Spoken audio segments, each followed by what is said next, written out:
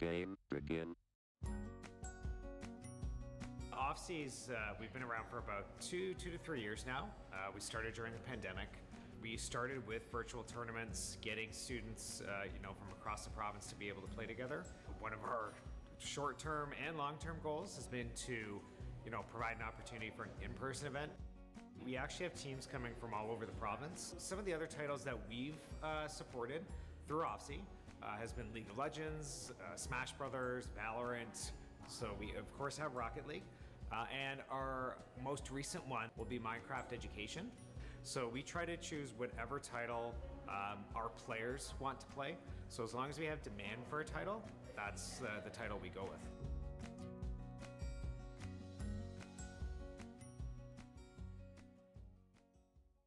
You better listen up. Listen when I'm feeling it. Yeah, I got a hit list. Never chasing any bag, only teach where to place them. Solo on a throne, don't need another man telling me how to live life lavishly. Cause I built different, boy, let me speak. Try but tiny, but you take it to the main dish. Welcome back to the Conestoga Condors Esports stream. Tonight we have a great game with our varsity League of Legends team going up against the Royal Military College here in Canada. My name is Wing, and tonight we have Garrett, the resident league expert, just for this stream though.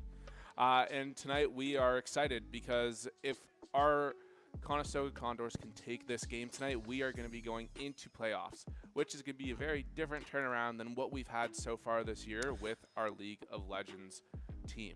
So we're excited for tonight.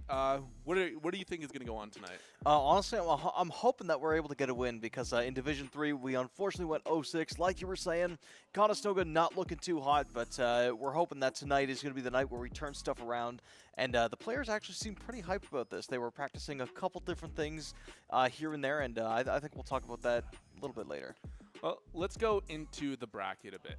Tonight you see that Conestoga is going up against the Royal Military College, and this is going to decide if we advance to the winners for this group or if we are just not going to make it. So tonight is going to be a very important game. Oh, yeah. Conestoga's got to take this if they want to see the playoffs in the Canadian Esports Nationals, which would be a great thing.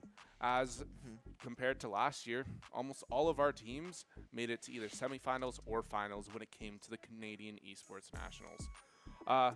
Last night we had a great match for our Valorant team where they just secured their spot in the playoffs, and now we're just hoping tonight that our League of Legends can do that as well. Fingers crossed. So let's get into the draft a little bit. But before that, Gareth, What's up? do you have anything you want to say about the players at all?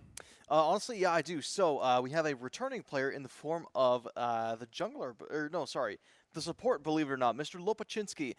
He has been on the team, I believe, since the beginning, honestly. He used to be the top laner for Conestoga College. Then he left, but now he's back, and he switched roles over to support. He's been playing a lot of Senna and a lot of Braum, and as you can see, unfortunately, his Senna is taken away, so he's going to have to put that on the back burner. Mowgli as well. He's relatively new, but he's not as new as Siren. He's going to be our mid laner, and then, of course, we've got the other players, Lamine as the ADC and Lazaro as the top laner. Lazaro was also on the team before. I believe he came back as well, same as Lopaczynski, but he has not changed his role, if I'm not mistaken. Yeah, I think you might be correct on that. The team is looking a lot different compared to how they looked earlier this term. What do you think? Is this a good change, or is this too late in the term to make a change? Honestly, it's hard to say. It is certainly getting near the end of the lifespan, if you will, because we've got the winter break coming up, semesters are starting to end. But overall, I think the team has seen an improvement.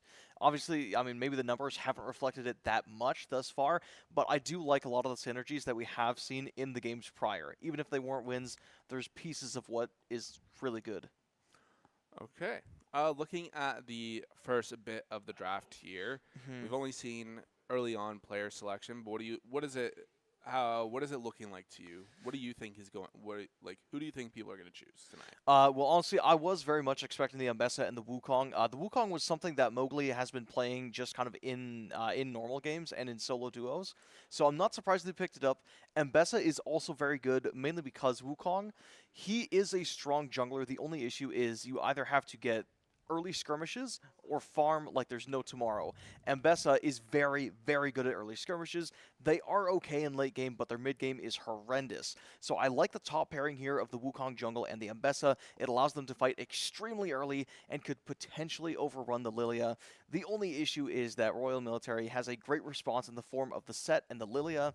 Lilia, it's a bit of a coin flip, I'm not going to lie. Her speed is the main thing that makes her good against Wukong and Ambessa, mainly because they are melee, and Lilia obviously gets move speed when she hits stuff. It allows her to get away a lot easier. And with the Set, it's also very hard because he's extremely strong at a close range. Both of those champions want to get close to you, so it kind of covers up Set's weakness. Okay. I know I'm not the most knowledgeable when it comes to League of Legends, so this is gonna be relying That's on all you good. a That's lot all good, man. tonight. I only know like a handful of the heroes in the game, so I got you, I got you. Do you see anyone that you know in here? not at all yet. Okay, well, no Wait. worries. Oh?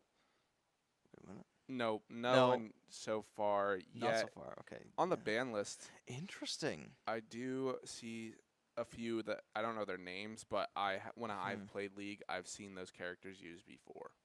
Okay, okay.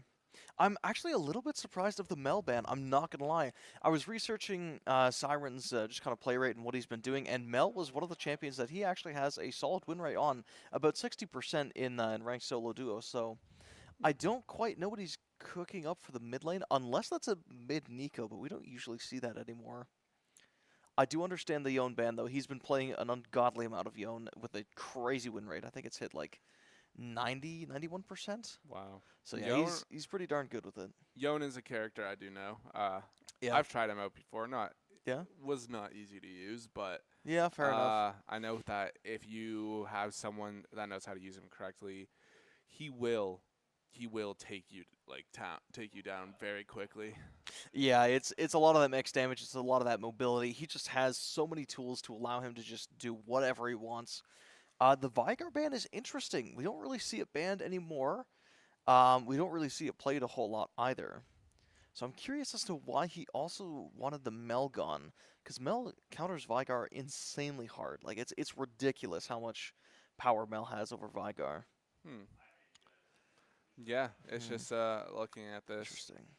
I hope I see someone at least I know. At least Yeah, a yeah. character I know or have played with. Was that what was the last ban from Royal Military? That was a mid laner. That was Hui, and that is someone who Siren does play quite a bit. I believe he played it in the last tournament that we did, last time we saw him. Either that or it was Victor. One of the two. But regardless, Hui and Yone are two of his pocket picks, and he's done extremely well with them. So I don't know what he's got left. He does still have the Victor open. It could work because of the Wukong and Ambessa. They're able to lock people down. Same with the Nico. I could see it being used there. Looks like they are going to go... That's my go-to hero. Yeah, yeah. That's who I use, Sivir. Okay, okay. I know how to... That is like the one Yeah. character I know how to use. All right, sweet. So what are you thinking about the Sivir in this draft? I don't know who Sivir's good or not Okay. good against. All right, no worries. Well, Sivir pushes like really fast. I mean, you know, the Q, it just slices through everything. Yeah. W hits bouncing auto attacks. So it could be good to pressure the Kai'Sa, because the Kai'Sa, it's a strong 1v1er. The only issue is the wave clear isn't that good because it uses a ton of mana in the early game, and even in the mid game, it's still pretty costly to clear those waves. So maybe they're just trying to like put pressure on the bot lane, mainly because, I don't know, I want to say that Lilia wants to play top for the grubs. It's an AoE camp. Lilia's got a bunch of AoE damage, whereas Wukong and Ambessa, they're much more single target, so they're probably going to want to play towards bot side for those dragons. And if they're able to push in the bot lane with the Sivir and with the Nico, they might be able to set up tower dives in the bot lane. But the Aurelion Soul does open up a lot of question marks for Conestoga because it can roam so darn far and it scales infinitely. So the longer this game goes on, the higher of a chance Royal Military has of winning. Okay. going into this last pick for Conestoga, who do you think the final pick will be? I want to say Victor. Okay, nope, never mind. I could absolutely see the Oriana as well. Yeah, okay. So I actually like the Oriana a lot here. The long and short is Oriana has some insanely powerful abilities. The only restriction is that it's on a little ball that you have to micromanage around and like move. Oh, So her range is only based on that ball. But the interesting thing is that you can put the ball on allies. So if the allies have a dash or invisibility, they can get the ball onto someone and they won't even know. And what's really good about this comp is that Nico has invisibility and kind of a dash, and Bessa has 5 dashes, Wukong has a dash and invisibility, so it's extremely, extremely easy for this Oriana to get the ball onto whoever they please, and there's very, very little Royal Military can do about it. okay. With these two lineups, do you think this is going to be an exciting match tonight? I definitely think there's going to be a lot of action. In the bot lane, it might be a little bit more tame because it's going to be a lot more about clearing the waves and about clearing and just kind of making sure bot tempo is secured. Mid lane as well, we're probably not going to be seeing a crazy amount of action in the early game at least. Both of these laners are very, very weak in the early game. Aurelion Sol just kind of wants to hang out and stack. In the top lane, though, that is going to be a smackdown, and in the jungle as well, probably going to be a lot of invades. Again, assuming I'm right that Lilia wants to play on the grubs, and Conestoga's top is going to have to shove her away from the grubs, and Set as well is a very man-fighty champion, so they're going to be going at it quite a lot. Okay. How So about this you? should be Any an exciting predictions? map. Any predictions going in? It's hard for me to predict where our Yeah. team has changed a lot, but It has. also we don't know much about Royal Military College as well. That is So true. I'm not too sure what to expect from this. And plus, you're more of the game professional, so you would know these characters much better than I do. Well, I guess, I was trying to do some research on the Royal Military, but unfortunately I wasn't able to find a whole lot. So that does kind of suck, but I'll try to break this down into CS:GO terms because I think you understand that, right? I'm a Counter-Strike player, yes. Yeah, okay, so if I had to put this into perspective, the Lilia is like someone with a shotgun. They want to get up close to you and they move really fast. Okay. The Wukong is kind of like an assault rifle. It's really good if you can catch the shotgun player off guard, but if you're close range, shotgun's going to win like 9 out of 10 times. In the top lane, you've basically got 2 shotgun players. Whoever shoots first wins. Okay. Yeah, you're picking up what I'm putting down? Yeah, a bit, yeah. Yeah. In the mid lane, it's kind of like 2 ops. Ops. That's the right term. Aurelion Sol's got a lot of range. Oriana has a lot of range as well, but it's dependent, if that makes sense. And then in the bot lane, you've just got like 4 pistols. That's it. They're just going to be going at it if they want to interact. It's going to be an exciting match tonight. 100%. Oh boy, I don't know though. It's the team fight is what's really throwing me off here because in theory, Conestoga's skirmishes are way stronger and it's not even close. The only issue is, like I was saying before, if it gets to late game, it is beyond cooked for Conestoga. We're not going to be able to take on the Aurelion Sol. Probably not the Set. And the one counter to Oriana is that, whoever has the ball, or like wherever the ball is where the ability is. Set's ultimate allows him to just push somebody back into their own team. So if the Wukong tries to dash in with the ball, he could very easily get Set ulted back, and now the Oriana ult is useless. Okay. So that's the one question mark, like for me at least. Lilia can be a bit of a menace with her sleep, but it's not. I don't know. It's very hit or miss because the Wukong has a dash and Bessa has a dash. Nico's got invis, Sivir's got a spell shield, and Oriana shouldn't be anywhere near the Lilia. So I don't know how much mileage the ult is gonna get. Well, we'll have to see what is going to happen. Looks like Conestoga is going to have to make a move probably early on in this game to get what they want. 'Cause Absolutely. I think that the early game and the tempo is really going to be where they're going to shine. Again, the Sivir pushes out the waves. The Nico's very good at poking and keeping people away from the waves. Kai'Sa, not the greatest wave clear in the early game. Poppy is all about fighting. If Sivir can keep her distance, they're not going to be doing a whole lot aside from soaking XP away from the Kai'Sa, which is going to delay those timings that she needs. Yeah. So we'll see where it goes. Yeah, this is going to be exciting to see. I'm just happy I get to see a character that I know. And know how to use being used tonight. I have never seen. Anyone Honestly, else? I gotta say the only characters here that I have seen played are Sivir, Yeah. Kaisa, Okay. and Jet. I mean, sorry, Set. Set. Okay. Okay. That's all I've seen before. Gotcha. Well, hey, I'll ask you about the other characters that you play in a little bit, eh? Yeah. Well, as we're just waiting for the teams to load up, we're just gonna take a quick little break. So go get something to drink, get something to snack on, and we'll be back in a few moments. I'm going to be muted. No, I am not going to be muted. It's not my fault. Today, we are going to do a challenge where I'm going to be blindfolded, one of my teammates is going to be muted, and the other one is not going to be able to hear. Let's see how long it takes to build a chair.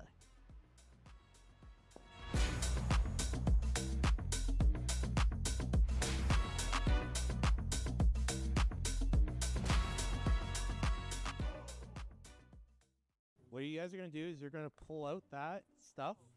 You're going to give me the wheelbase and the box. No, we need the box. No, we don't.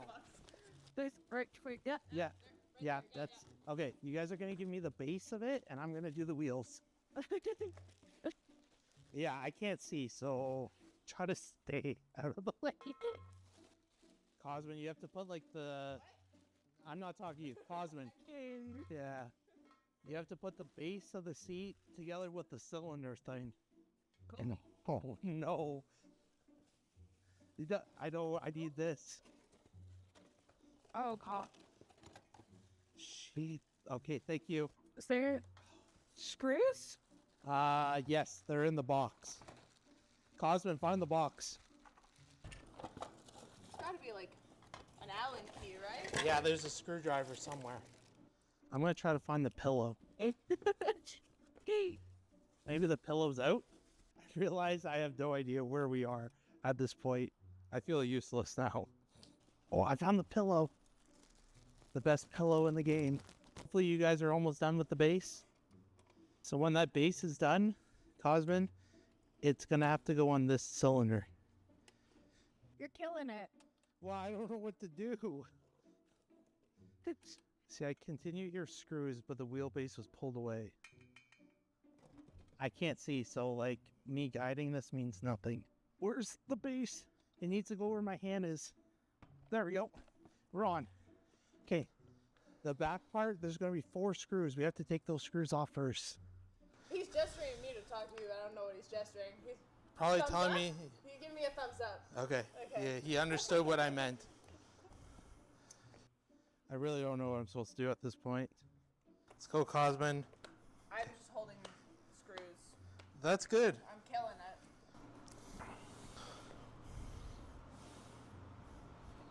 Cosmin might be really slow with screws. Never mind, I take that back. Where did I put that pillow? I'm here. It's right here. We may be missing some pieces. What are we missing? Oh, you're so smart. Yeah, and there will be a screw that's in the middle of those black plastic things, and it'll go in the middle of those metal brackets. That's the best I can help you with. We're doing good. I think that's what he's telling me to say. Oh, Okay. he's nodding. I got it. Okay. Woo! Yeah. There you go. I don't know what that. What is? Oh. The left Yeah. goes right there. Okay. Where's the front? We screwed up. I don't really care. I don't think it's going in anymore. It does. The black thing doesn't screw. Like Let there's me no loosey, end to righty it. tighty. I got you. On this side. Oh, come okay. Come to me. Come to me. Yeah. Now under the chair. There you go. Yeah. And we can't get it in. What can't we get in? That? Try loosening. Try loosening this side, and tightening that side. Is it just threading? Like re-threading? Oh. Okay. No, not okay. Will it not go in? Okay, we got it. Okay. No, we didn't get it. But I'm getting a thumbs up and then not a... Okay. Come on, Cosmin. I had so much faith in you. What? Okay, lead my hand. Here? Oh, it's locked. I don't want to break it either. Oh, he's killing it. I can't see a thing right now. So I know who I'm calling when I gotta arrange my chair at home. Yeah, there's no way this one's going in any further. And I took it all the way out. So those block covers are pain. The slant is going to go towards the back of the chair, the lowest part of the slant. I don't know if that's what we're working on. There should be a block screw that goes in the middle of it, and it'll screw into the middle of that bracket. That is the look of pure confusion. If it's hard to screw in, maybe try slanting the chair back.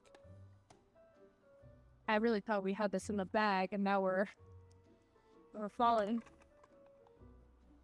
So at this point, I'm just here for looks, because I truly have no idea where we are progressionally.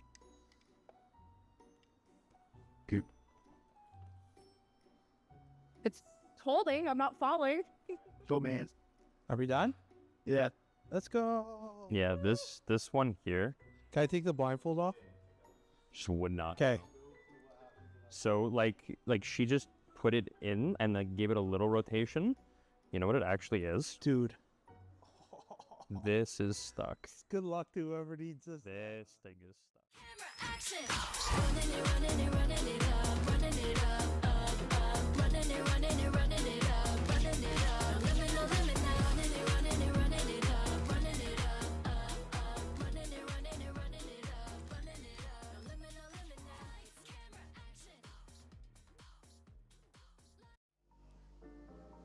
Welcome back. I hope you enjoyed your little break, and I hope you got your drink and a snack with you. My name is Wing, if you weren't here at the start, and I'm here with Gareth. and we're here to get into some League of Legends tonight. But as you just saw, we had a nice little ad for our partnership with Blacklight. We have 3 of our academy players across different titles finding a way to build a chair. That was a fun video. I haven't even seen that video yet. I know, right? I can't even build a chair with a, like without a blindfold. I don't know how they managed it, but anyway. Hey, I remember when we had to build all the chairs in here. Yeah. But Really? let's get right into some League of Legends here. All right, honestly, so what we're looking at right now is the blue side base. Nothing too crazy going on with that. We're going to take a look down at the bot side, just make sure where everybody's at. And honestly, yeah, these lanes, they're looking quite good so far. Like I was kind of saying in the preamble, in the mid lane, you're not going to be seeing a whole lot. In the bot lane, you're going to be seeing that Sivir push the wave right under the tower. The Kai'Sa doesn't really have an answer for any kind of wave clear right now. And yeah, in the top lane, we're going to be seeing a lot of man fighting. Both of them are about half health. In the jungle, going to be pretty chill for now. Looks like right now in the bot lane, it is getting pretty aggressive. Yeah, a little bit. It's a really aggressive start here. They're really just getting close to the bottom tower. Conestoga is getting really close to the bottom tower there. And they're trying to just get some damage onto the characters as well. Yeah, honestly, it all comes back to tempo. Like, if you're able to force the Kai'Sa out of lane and say, hey, man, if you stay around, you're going to die in the next, couple Sivir Qs, it's just going to be horrendous for the lane. So Kai'Sa's going to be forced to back off here, which is going to give Conestoga a lot of free tempo, and it's going to make them miss a lot of minions, because once they continue to push that wave under tower, Kai'Sa's not going to be there to get it. Poppy's going to get it, but you don't really need gold on the Poppy. So it's going to throw things a little bit out of whack, but it's going to help the Kai'Sa actually stay in the lane a little bit more to get that regen. Yeah, just watching it, we're not really seeing much happening right now, but that's League of Legends for you. Oh, it's yeah. always a slow start to it. We're already 4 minutes in, and there's nothing really happening right now other than the gold going up. Yeah, pretty much. Oh, hold on. A little bit of bot lane action. Ignite gets dropped. Poppy tries to go in for something, but they don't want to push it too far. They were tanking quite a few minions, so it did make the trade probably even more favorable for Conestoga. Seems like mid lane is the most calm right now. It is the most calm, probably by a long shot. Again, Aurelion Sol, he just wants to sit back and chill. But in the top lane, we're going to be seeing the junglers go up against each other, as it looks like both of them are trying to get a gank down, but Mowgli's going to find the Lilia in the river. They're going to try to pick up the kill. Almost getting that. Oriana's going to rotate. Aurelion Sol's going to rotate as well. This could get messy. Force flashed away from the Oriana. Now Set is going to be the target. He might be going down, or he's going to be able to get a kill. The Flash W almost kills two, but it doesn't matter. The Oriana's able to get the first blood, and everybody escapes from Conestoga. Wow. That could have been a bad trap there for That could have Conestoga. been horrendous. If the Set was able to get 2 kills off that, he would have been fed. I mean, he probably would have snowballed the lane because we were already seeing on the top side. Lazar was already getting beaten up by the Set. Giving the Set 2 kills and not getting anything in return would have just made the lane unplayable, and probably by extension the game. Wow. Well, that's a great start there for Conestoga. Taking in that early kill, that will help them a lot. And it did help them a lot gold-wise, as they do now have a 700 gold gap compared to Royal Military College. Now, if I was to put this into CSGO terms, this is like winning the pistol round, all right? Like, you lost nobody, and you killed 2 of their 5 members, all right? Like, it's not the craziest lead in the world, but it's going to help you, you know, buy the more expensive guns and kind of snowball the economy. Okay. So it's like a first-round win. Yeah, it's pretty much a first-round win. And we're actually going to be seeing a little bit of an interesting play here. It looks like they want to split the map as the Poppy takes a trip up top lane. I'm not too opposed to that. Kind of like what I was saying earlier, the Poppy can't do really anything against the Sivir Nico.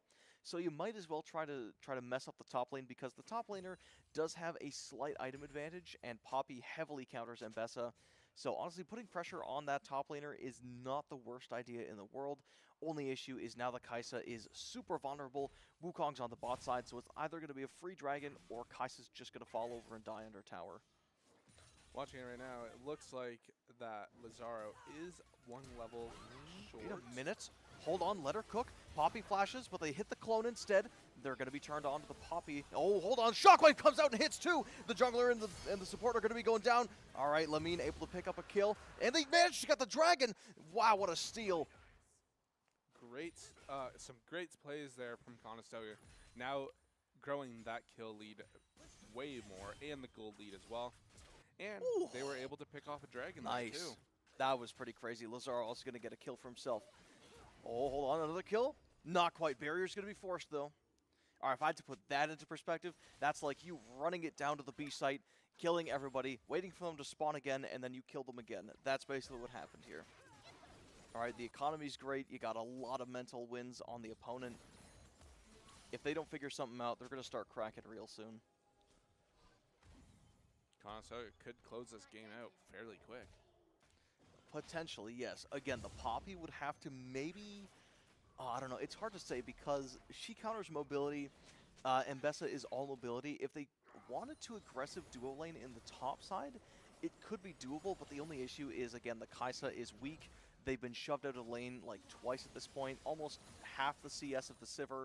They're not that strong, and they're just going to be a walking bag of XP and gold if they're not taken care of. So they just have to be extremely careful.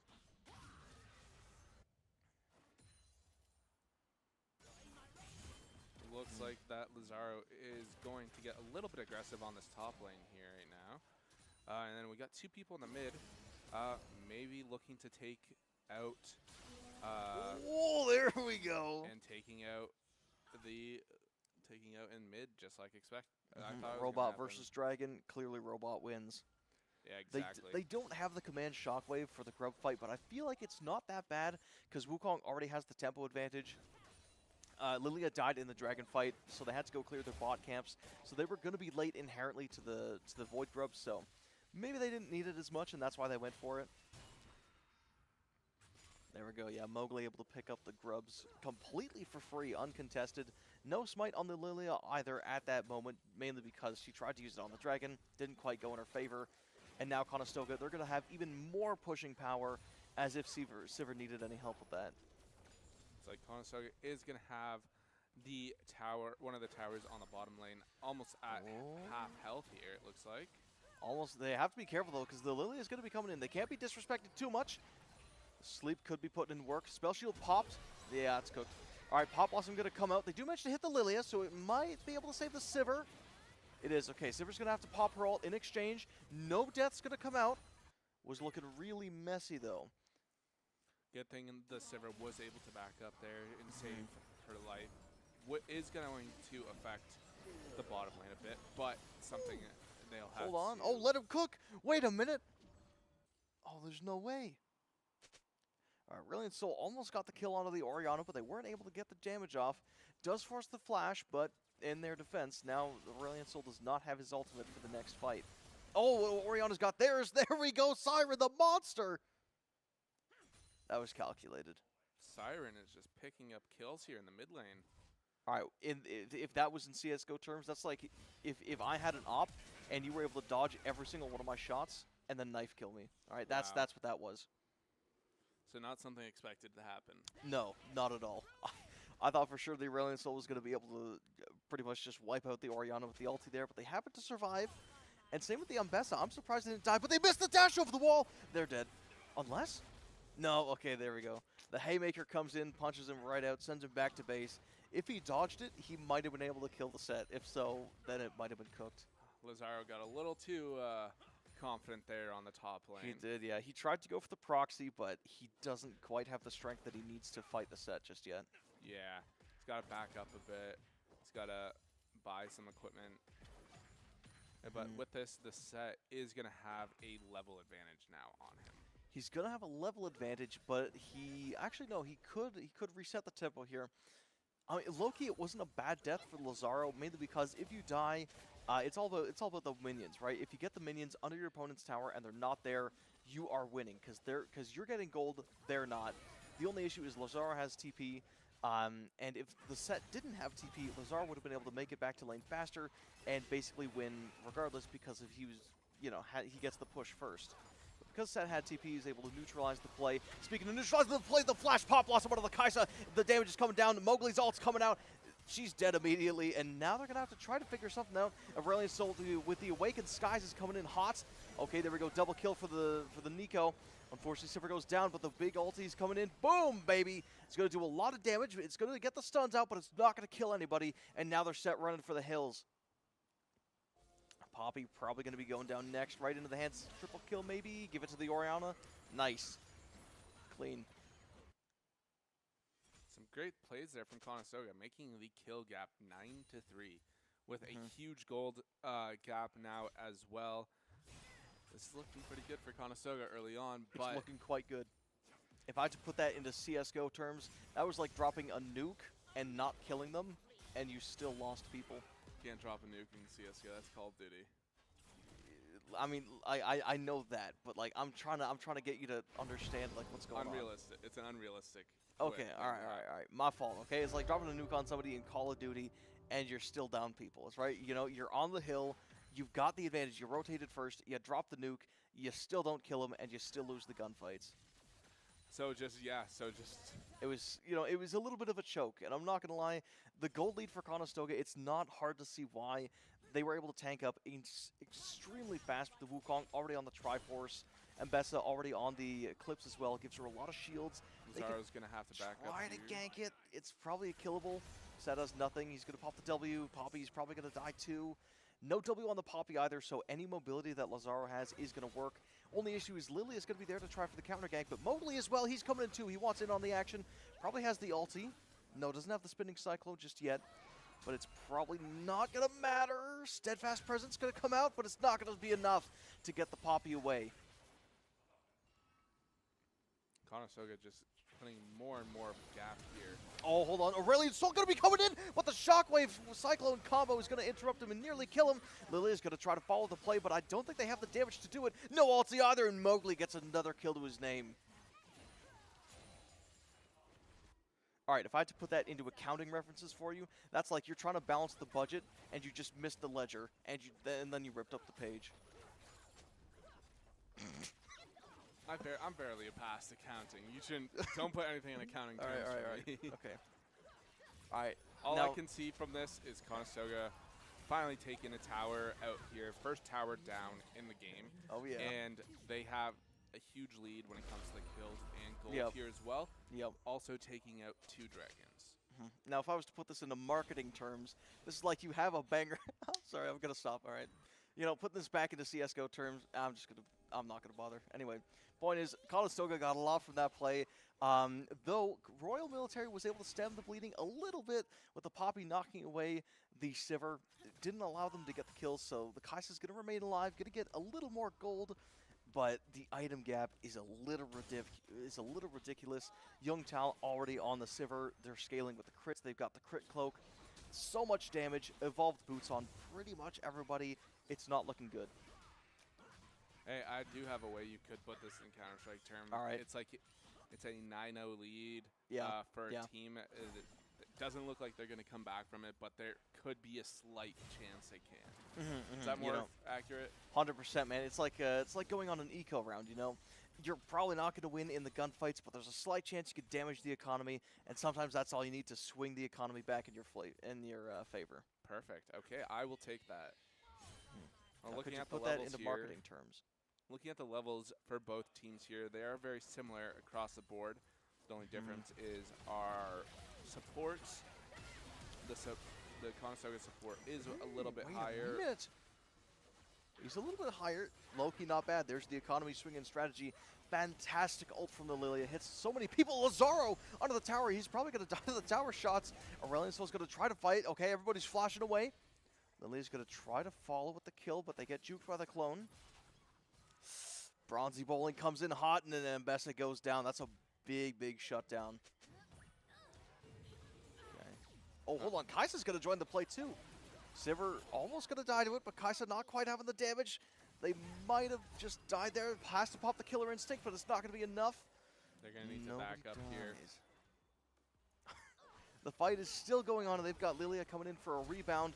Oh, hold on. The Kai'Sa's going to flash forward. It's going to work, but they die in exchange. And now Nico in a very tough spot. I don't think they're going to be able to survive. Almost takes out the Aurelion Soul, but not quite enough. Oh, hold on. Poppy misses her ult. Now Orianna could be getting a few kills for herself. Grabs one, but can they grab a second? Not quite. Royal Military College needed to back up there. It looks like a lot of the Conestoga team was really pushing there. Hold on. Conestoga's going to be pushing again. Orianna maybe feeling themselves a little bit too much. Tries to go for the tempo interruption on the recalls, but doesn't want to push their luck. Down in the bot lane, though, Mbessa's going to rejoin the set. Try to manage the matchups, because it is starting to look very favorable for Mbessa. The gold difference is pretty staggering. They've got an entire item on the set. Only issue is set is stronger the more damage he takes, so maybe there's a potential counter. It's tough to say.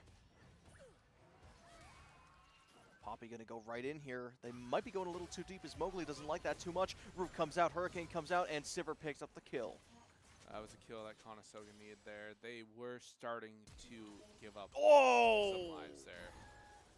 Oh, that's rough. That's like you have an operator and you throw it instead of shooting it. It's not good. Yeah, that was not good. I saw the vision.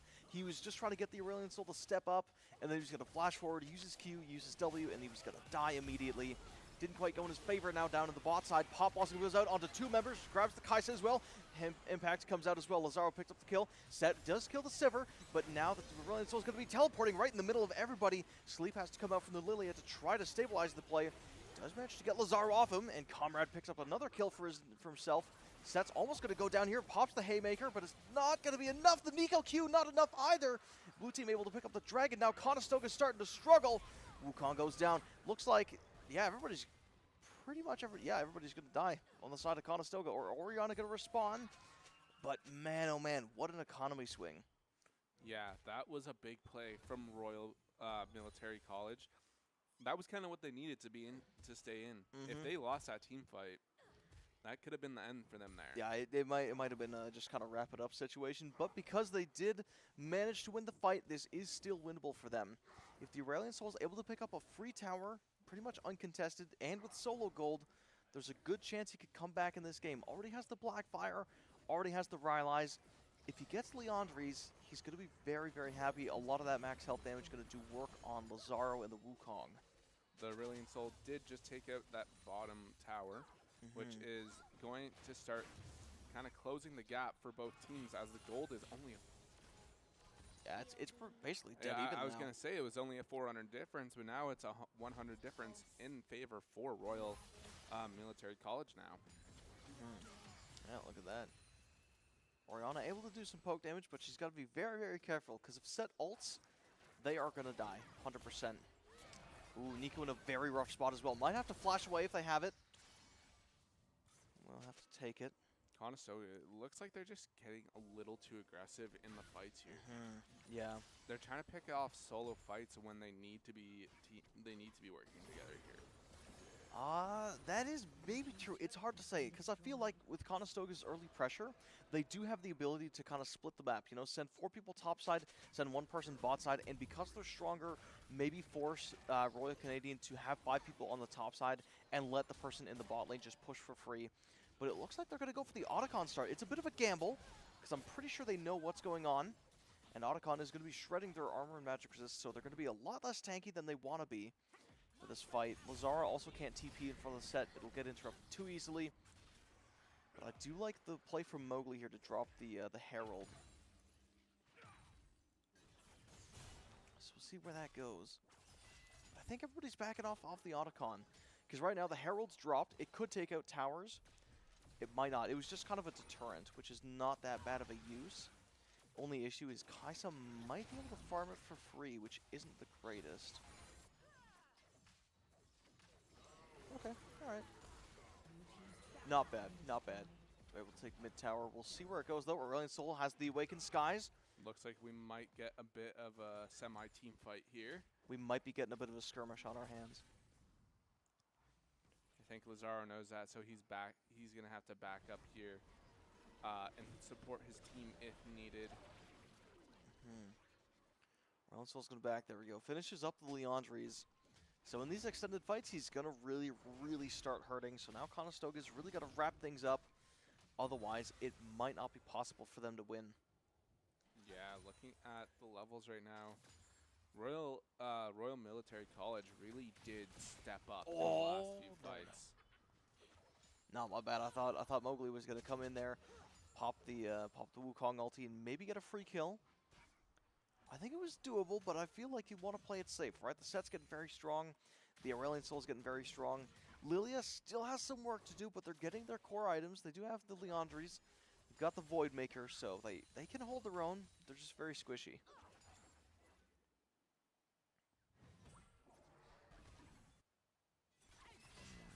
Alright. Splitting the map again. Honestly, not a bad read. Nobody's in the top side to catch the Orianna, so Aurelion Sol is going to have to respond to it. And then because the Orianna has the advantage, they're already going to be pushing the wave out. They could go either take a base or roam back to mid lane and get a numbers lead. But maybe not. I don't know where they want to take this. It's interesting seeing what is going, what could happen here. Conestoga kind of in a, it looks like it's more like a waiting game right now to see which team is going to do something. Yeah, I mean, both teams are just kind of trying to figure out where they want to stand or like what the game plan is. The only issue is for Royal Canadian Military, that's exactly what they want. If the longer this game stalls out, the higher of a chance they are going to be winning. And like I was saying in the draft, once this Aurelion Sol gets to a certain level in that hyper late game, like maybe 30-40 minutes, there is simply nothing Conestoga will be able to do. Yeah, that Aurelion Sol is going to probably be hitting level 15 very soon. My main worry is the Stardust stacks. The more he hits abilities, the stronger they get, pretty much. Oh, hold on. Poppy going to find a crazy angle onto the Sivir. Pop Blossom comes out, but it doesn't quite find anybody. Public execution onto the Kaisa. Almost takes him out immediately. They need to kill Aurelion Sol as well. There we go. Both the carries go down. Now Set's going to be in the back line. Takes out the Sivir. So it's going to be a lot of their consistent damage taken off. But with Poppy almost dead, this might not be a bad exchange for the Conestoga Condors. And now they're going to turn their attention on the Set. One Haymaker could cook it all. He manages to land the full thing on Orianna. Now they're going to be struggling there. And Lilia is able to pick up all the kills. And now they've just got Nico left on the board. It's not going to be enough. 1v1, and they go down. Wow. All right. I don't even know what happened there. You're going to have to break all that All right, down I'm gonna try to figure this out. I don't know if I can put this in CSGO terms. I don't know if I can put it in Call of Duty terms. That was a fantastic engage by the Poppy. I guess the Sivir either used the spell shield before or didn't react fast enough, but whatever it was, Poppy noticed the angle. They were able to stun the Sivir. As soon as they did, you saw the Aurelion Soul ult drop, and that pretty much spelled the end for Conestoga. They could not fight into it. It's so hard to beat the Aurelion Soul, especially with how much stacks he's got. It's just too much damage. They might be able to get the free Otacon as well. If they do, yeah, it's going to look really, really good for Royal Canadian here. Oh boy. And yeah, back to the breakdown. As soon as they lost Sivir, it was very, very hard to continue the fight because that's so much damage, that's so much range that they lost just in the blink of an eye. Conestoga did make some good efforts in the by taking out the Aurelion Soul and the Kaisa, but in the end, the set has just gotten so many kills, and the Lily has got the sustained damage that they were able to overcome the numbers difference very, very quickly. Conestoga is going to want to take. This is a. What is it? Baron. Baron? Oh, hold on. We'll get to that soon. Set might have overstepped his boundaries. The Haymaker comes out. Awakened Skies as well comes out with the public execution. Manages to find Aurelion Soul, but he just barely escapes. Lazar going to flash forward, but it's not going to matter. And now Lily's in the back line. Has to force the flash from Orianna. Now Sivir's going to try to push up, but they want to maybe stall it out again. Okay. A lot of action in a very short amount of time. Let me break that down. The front line for Royal Canadian is gone. They have to be extremely selective with their fights. Okay. They need to stall 20 seconds or get the Poppy in there, like really, really deep in Conestoga. Lazaro, he is important, but it's not as important as keeping the Orianna and the Sivir alive. So they maybe could have gambled for the Baron, but I do like the call to maybe call it off. Yeah, they're going to need the rest of their team before they really do anything here, it seems like. Definitely. Now, if I had to explain the Baron in CSGO terms, it's like, it's kind of like holding two guns instead of just one. All right, it gives you a ton of damage, gives you a lot of combat pressure, and it's extremely hard to fight into, especially with a very fist fighty comp that Royal Canadian has. They don't really want to be fighting at a disadvantage, and if they are, their comp kind of falls apart. And like we were seeing in the early game, at that point, they were at a disadvantage, and they were losing pretty much everything. Now that it's scaling into the mid and late game, now they're starting to fight again. I mean, their game plan didn't really change, but now the fighting is in their favor, if not even. And they're starting to win a lot more than Conestoga would like. Yeah, looking at the levels for both teams, they already have two people level 15 or someone level 16. Yeah, our levels are pretty close, but our jungle is 3 levels different than theirs. Yep, that's going to be very, very hard. Lily's got the level 3 ulti online. Wukong, he's got a lot to go. Yeah. He needs to farm up. He needs to get the kills. He needs something to get him back in the game. Otherwise, the Lily is going to be able to snowball out of control. You know, once they hit level 18, that's the peak of their stats. They just naturally are very tanky, and they naturally just have a lot of damage. So it's hard for the Wukong to kind of scale back once they lose this lead. Because traditionally, Wukong is a very late-game focused jungler. Oh, hold on. They might be trying to find an engage, but Set's going to have another thing to say. Okay, Poppy comes in with the hammer. Whoa, what the heck? Sivir's right in the middle of everyone, and they don't die immediately? What? Nico might be the one dying from this instead. They flash away. Hold on. Kaiser's going to be go, what? Pop also comes up with a misses. What's going on? The flash onto the Red Soul. What's going on? Public execution. They kill him? What? Was that a good play from Conestoga there? I don't know what I just saw. Okay. It looked insanely good for Royal Canadian Military because Sivir walked in. It's like having somebody walk around with a knife in a gunfight in CS:GO, right? Everybody's got assault rifles, and this guy's walking around with a knife. And you would think that the guy with the knife just gets blown up immediately, but he actually manages to kill someone, takes their gun, and then is able to mow down the rest of the team. And somehow, somebody on Royal Military, they dashed right in there. Again, right, instead of using the gun, they just pull out the knife, they just send it right in there. They die pretty much immediately, and they don't really get anything in return. But we're going to move on from that play and get over to this one. Sleep comes out. It manages to land on one. Haymaker comes out as well. Are able to take out Siren. Now Conestoga is going to try to scramble for the play. Ultimate used as well from the set. But at this point, that might have been the gold lead Conestoga needed, and it's not really looking in their favor. Aurelian Soul's coming back in the fight, not the Evolved Ulti, but it is going to be enough to finish off 2 members. And now I might have spoken too soon. Could be Free Dragon as well. Aurelian Soul seems, yeah, like you were saying earlier on, Aurelian Soul is not that good early game, but late game. No. He's a bit of a monster. Yeah. He just has a consistent, ability that consistently just mows down the health of another team's characters. Yeah, that's what he does best.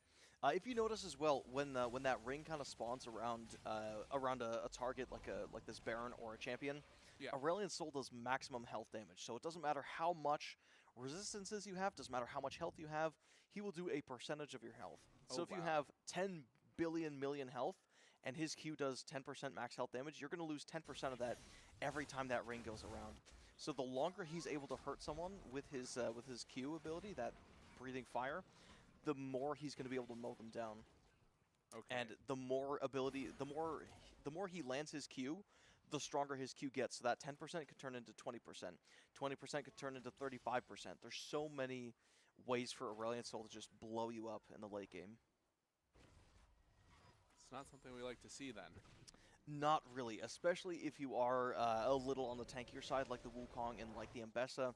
They don't really have a lot of resistances per se, but they do have a lot of healing and they have a lot of health in the items they build.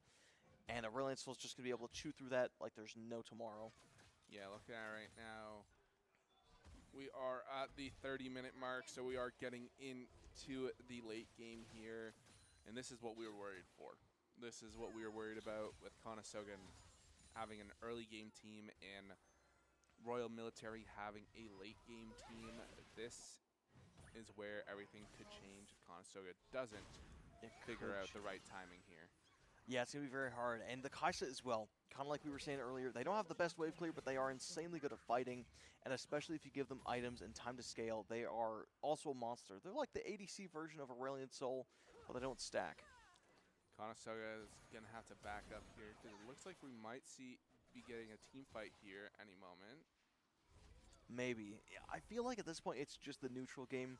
No team can fully commit because whoever engages first there loses, essentially. Yeah. So Royal Canadian cannot make the first move, just like Conestoga can't make the first move. So they have to use their range, again, the Sivir and the Nico. To some extent the Orianna, but you got to be really careful with it. They got to use their range to their advantage to make sure that they don't die, but also to whittle down the opponents so they can kind of maybe make the first move and have it go okay.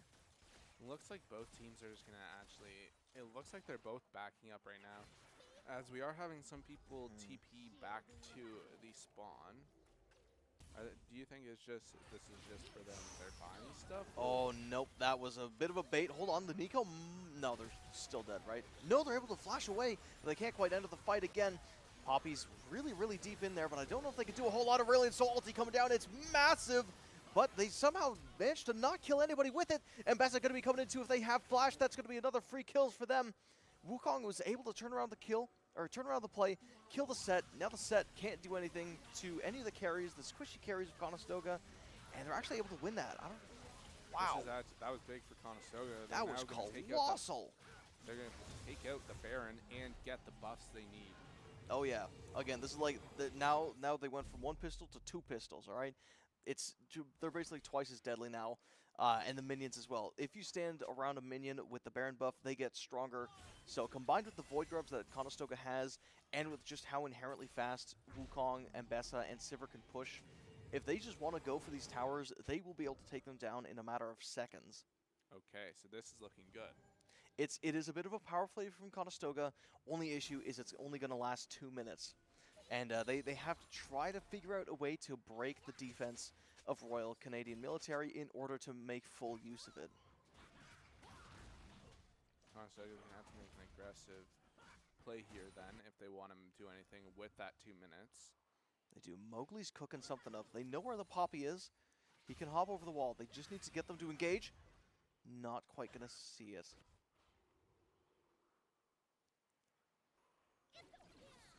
All right. Just back to the neutral.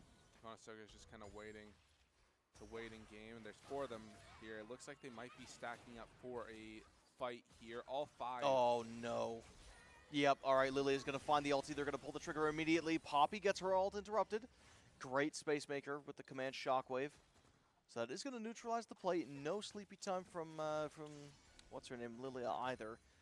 So this does make the fight playable for Conestoga. That's one ult they don't have to worry about. Soul coming Aurelion Soul with a flank. That is another big question on Conestoga's mind. Pop Blossom comes out. Public Execution as well. Manages to kill the Lilia. And now Kaiser's all alone. Might be a free kill. Set's going to try to do something. Haymaker's going to hurt like a truck. Oh, Mowgli goes down. So now they can't secure the objective easily. They are still up in numbers. Kaisa's still very low, playing with fire, trying to take away the Scuttle Crab. Doesn't quite work. Conestoga able to take out 2 of the players there. Royal Canadian Military only taking out 1 of Conestoga players there. Conestoga, if they take this dragon, this will be good for them, right? Extremely, yes. So Royal Canadian Military, they have 3 of the 4 dragons they need to get a permanent buff. Okay. Think of this kind of like a mini Baron, right? It doesn't give you as much power as the Baron, but it is permanent. And now what Conestoga has done is they have now forced Royal Canadian into a lose-lose situation. The Baron buff does not last forever, but the Baron respawns. And once this 4th dragon spawns, Conestoga can force Royal Canadian Military into a lose-lose situation. They say to them, okay, if you want to take away our Baron, then we will get the Dragon Soul. We're going to get our 4 dragons, and then you can't get the 4 dragons. So it's going to put them at a massive permanent advantage. Or Conestoga could say, you can have the dragon, but we'll go take Baron and have a massive short-term advantage. Okay, so it was very good that Conestoga took that dragon. Extremely. That is huge. It disrupts the tempo of Canadian Military so much. Now they're gonna have to give a little bit more respect than I think they would like, as Conestoga is gonna be able to get the map control they need. Aurelion Soul has to be extremely careful too. If they lose the Aurelion Soul, I don't know if they could win the fight. The Kai'Sa's strong, but with how easily Conestoga can get onto them, they are not going to be able to use any of the pressure they have.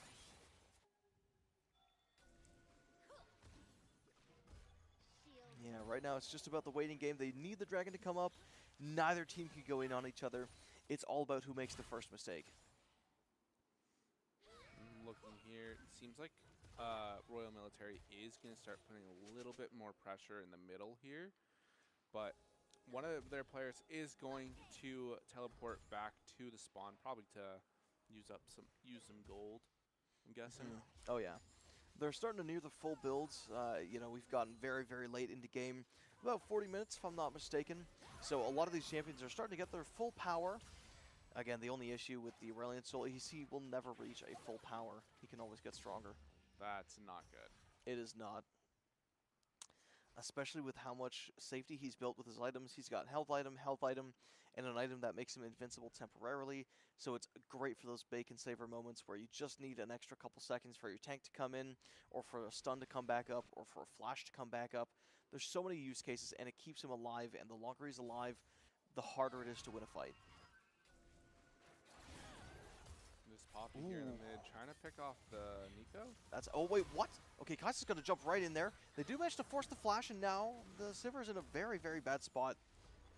Okay, that was almost insane to go. Now it's kind of even for both teams here. The Poppy did whiff the ult. I mean, they landed it against the Nico. They didn't quite have the follow-up. Kai'Sa ulted as well, but now the Nico has no flash, and that's pretty darn big, mainly because they can't flash Pop Blossom anymore. They can't instantly AoE stun the carries that they need to. So Conestoga is going to have to play the next fight a little bit smarter and hide the Nico, whereas before it didn't matter, right? The Nico has flash, they can get onto you in the snap of a finger, there's nothing you can do.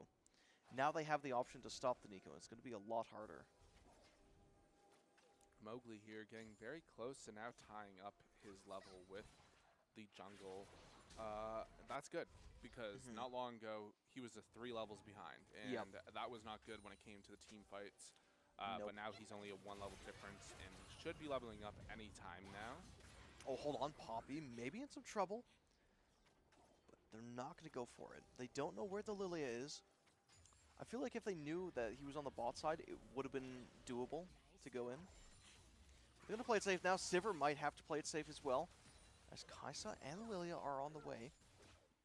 They don't go for it. They can't really go for it because if the Ambessa is able to catch them, it's going to be so hard to play the fight because that public execution holds somebody down for 2.5 seconds. It's so hard to deal with, especially because they have the rotation coming in from the Orianna.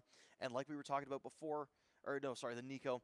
Like we were talking about before, that Pop Blossom is going to make it, so that's a big AoE stun, a lot of damage coming out, and it's very, very hard to avoid. One other potential play that we could have seen is if the Orianna was coming down as well, they would have been able to put the ball onto the Ambessa, get the Ambessa to dash on there, and basically shockwave 2 people, and it would have given Conestoga the numbers advantage. Yeah. Well, coming back, we are having a little bit of technical difficulties right now, trying to get back into the game. We are just waiting on that right now. But Gareth, with what's going on right now, what do you think is going to happen here? Man, you know, I'll quote you here. It could be anyone's game. At this point, the teams are very, very even in strength. Conestoga has a little bit more of that short-term power. If they're able to just burst somebody, kill them off quickly before the fight really starts, Conestoga wins 100%. If the fights go on longer, Royal Canadian Military goes on 100%. And if the game goes on too long, Canadian Military wins 100%. It's all about who gets the soul and who gets the Baron. If either team is able to get this permanent buff or even the short-term buff, it's going to create a massive advantage for that team. And I feel like Conestoga's game plan right now is going to have to be about getting that Baron. The second they do, gives them so much short-term power, they're going to be able to just roll over whoever they see. Well, with us waiting right now to get back into this first game, what do you think differently is going to happen going into game number 2 when it comes to the team lineup? That's a tough one. I don't quite know. We'll have to see the bans. I would like to see Mowgli on the Kiana. He's been meaning to play the Kiana ever since I've really talked to him. So basically since the start of the season, he's never been able to whip it out. I'm hoping he gets it. It's one of his pocket picks. I mean, don't tell him I said this. It might not be his greatest pocket pick, but he is extremely experienced with it. I would also love to see Siren on the Twitch.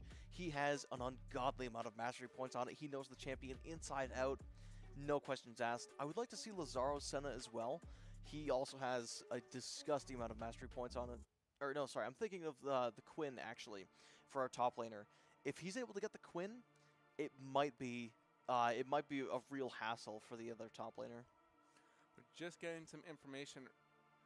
Right what's now. going on? We did leg out of the game. Oh, We are getting some bad weather here in Kitchener, so that could have affected it as well.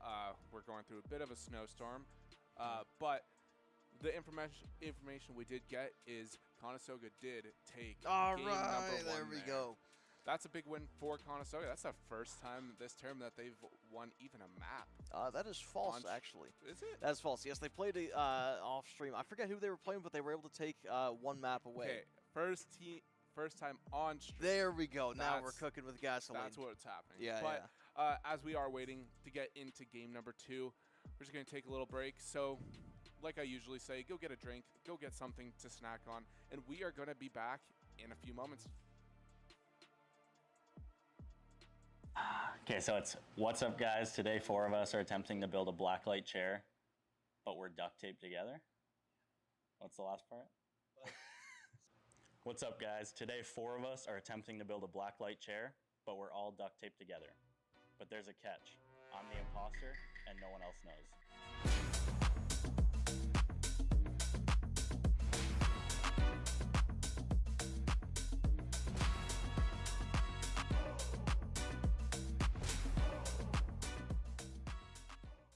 All right, ready? We'll get this done in like 5 minutes. Okay, let's do it. Alright, bye-bye. Let's go. Just throw the garbage. I'm gonna use your... Oh, no, that's a bad idea. Yeah, do you need this? Yeah. Okay, who's doing wheels? You guys? I got wheels. Okay, I think a wheel rolled.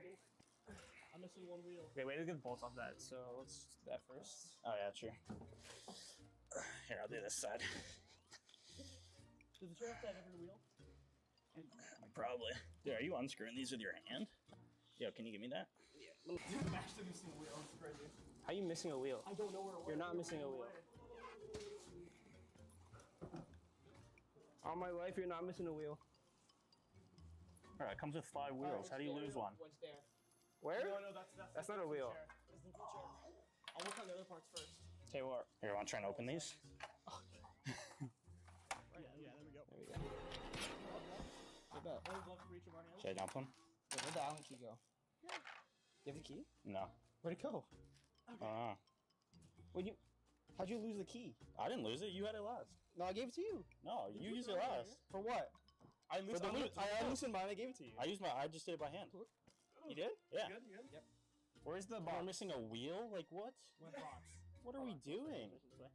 Dude, when you gave it to me, the bag ripped. Bro, the wheel's in here. Catch. Oh. Okay. I'm moving over here now. Thank you. Found the cups. Oh, right there.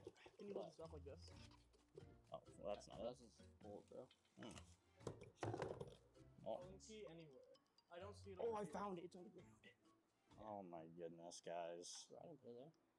Bro, Oh, you put it in his mouth. I'm about to put my mouth. Alright, I'm not touching that anymore. Yeah. There's a little drill on it. Don't worry. No, you gotta put. Great job, guys. You gotta put the engine on. I don't think it's an engine. It is. It's in the bottom here. See the blue? No, you put that thing on, man. Oh. That goes on last. No, That goes on last. No, that's like the last step. What? Yeah. No, you put it on here. No, that's like, dude, that's like very last. Then we put this on there. No. What do you do? Then what do we do now? Do the rest. It's the rest done. Is done. The rest of this is all done. So then you get the backrest on. How? You just screw it on. So the back. Dude, okay. I'm actually trolling. Yeah, righty tighty, lefty loosey, guys. Dude, I'm trying. So turn it right, and then it tightens. Is it not going right? If you want, you can hold this. Oh wait, I got my bolts in. I got both of mine in. Mine's jammed. Don't do it all the way. Okay. I got mine somewhat in. Yeah. Here, pass me the last one. I'll do the last one. You have it. I don't have it. I gave it to you. I gave you 2. You're messing with me. No, I'm not. I gave you 2. Oh, it's right here. Hold it. Yeah, so he put that in his mouth, by the way. So I just want to let you know. Yeah, that's fine. That was in his mouth. That's fine. Yeah, that's fine. I'll wash. I'll take a shower. You need more than a shower. A shower? A couple of them. Yeah. That's crazy. Probably like a couple thousand. I'm gonna be underneath. I don't know. I don't know. No, there's like a little middle piece. Find the flipper. Check over in the trash. Yeah. All the screws in? Yeah, all screws in. Let's sit up. We'll check this pile. Wait, get the flipper on first, bro. Yeah, we gotta check. We gotta find the flipper Bro, first. my hands are Wanna check sweating. that pile? Yeah, me too. How do we lose everything? I don't know. Dude, we suck. Who's we? Nintendo You we? and T. I don't even talk about me. So, 2 people lift that up and I'll hold this. Great job, guys. Oh, that hurt. Good job, team. Yeah, you're doing a lot. Yeah. Down. It's lined up. There we go. Yep, just put it right on. Yep. Yeah, It's not on. No, that's not on. Are you sure? So you pretty much want to put it on top of that little bolt, if that makes sense. You know what I mean? So you see how there's like a stick? You want to just put it on top of that. What if we put this upside down and we just put the wheel? No, That's definitely easier. Yeah. I think this is. You're tweaking. We had it. Yeah, great job, guys. We're. Bro, We're doing nothing right now. Great job. bro, line it up! Brother, what do you want me to do? Okay. Is that it? No, it's not on. There we go. There we go. Alright, good enough. Lift it Next up. step, Terry, test lift it up. Test it. Oh, Boy, why are you sitting on it? It's tiny. we have to test it. It's gone. There we go. All right, sick. Do you have to get the bolts off? Yeah, side we down? did. Okay, let's throw it on. Line up. That's it. We can't. Don't. Well, we're gonna do this side first. No, just pull the lever. Are you sure? Yeah. All right. Woo, scary. Can we angle it more towards me, like inwards? You angle it. I have mine lined up. You angle yours. Okay. I need like that. Okay. Lift it up. A little more up. A little to the left. A little down. Holy. Good. Okay, hold on. I'll angle it. You just keep it in place. Okay. Okay.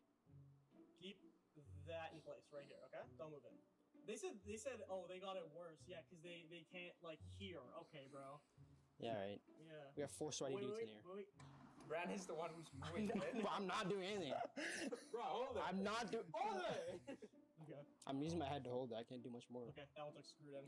Sure enough. Oh, no. That's not screwed in. Dude, it's stuck. I can't do it. Oh anymore. my goodness. I mean, once That's fine. this side is All right. on, that's fine. Bro, don't shake it. What are you doing? No. Yeah, yeah, yeah. That's not true at all. All right, next bolt. Someone give me a bolt. Yeah. Your closest. It's either there. Give me both. Not here. What do you? Dude, did you? It's in here. How did it get in here? What the hell? Why do you have it? It was in this. It wasn't this. Touch the balls, bro. Come on. Okay, mine are in. Everything's Leo's Where's the fault. Allen Why? key? Where's the... I don't know. It doesn't feel very secure, guys. Well, Yeah, we okay, tightened it yes. with that. Dude, it's like. We had tightened it Brother. down. Like, I hate doing this.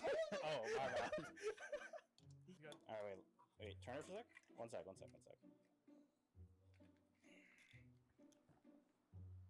It's fine. Yeah, these are nice. Yeah. Can you hold this? All right. Just upright like this. Okay, now you're gonna get off, or are you just gonna? No, I'm holding it steady. Dude, I need to put it back in. You guys are doing great. Yeah, thanks, man. Okay. I need you to hold the screw. How many? Yo, wait. Yo, we lost a black screw. I'm not gonna lie. All right, you guys can continue. Yo, you have to put the gloves on. I'm not gonna. Get the gloves. Here. Wait, I gotta grab these gloves, guys. Dude. Like, grab- I got the gloves. I'm gonna lose Hang on, I need the You're gloves. so lucky I got the black screw. Here you go. Here you go. All right, you guys can continue. Sorry. I want to be safe, man. I need these gloves. Dude, I'm gonna sweat out of this. I think. You want one? No, I'm good. True. We don't have the black screws. You guys lost it. We lost it. You lost it. Dude. It's one per side. You don't need to grab both if you're doing one side. We lost the black screw. Wait, grab this piece of duct tape, unravel it. No, we got this. I might have a solution. What's your solution? We open another box and get the black screw. Dude, we're cooked. There's no black screw. It's here. Oh, what a keen eye this guy has. Oh, you found it? He's like an owl. It's not bad. Good chair, Yeah, eh? like that. Yeah, but yeah. I'm actually getting trolled. No, you guys are not getting trolled. Don't worry, you're fine. It's only 2:16. Like, you guys have so much time. Don't worry about it. You guys are doing great. Don't move. Oh, yeah. You guys, alright, it's done. You better listen up. Listen when I'm feeling it. Yeah, I got a hit list. Never chasing any bag, only teach where to place 'em. Solo on a throne, don't need another man telling me how to live my life lavishly. Cause I'm built different, boy, let me speak. Try to pretend me, but you took it to the main dish.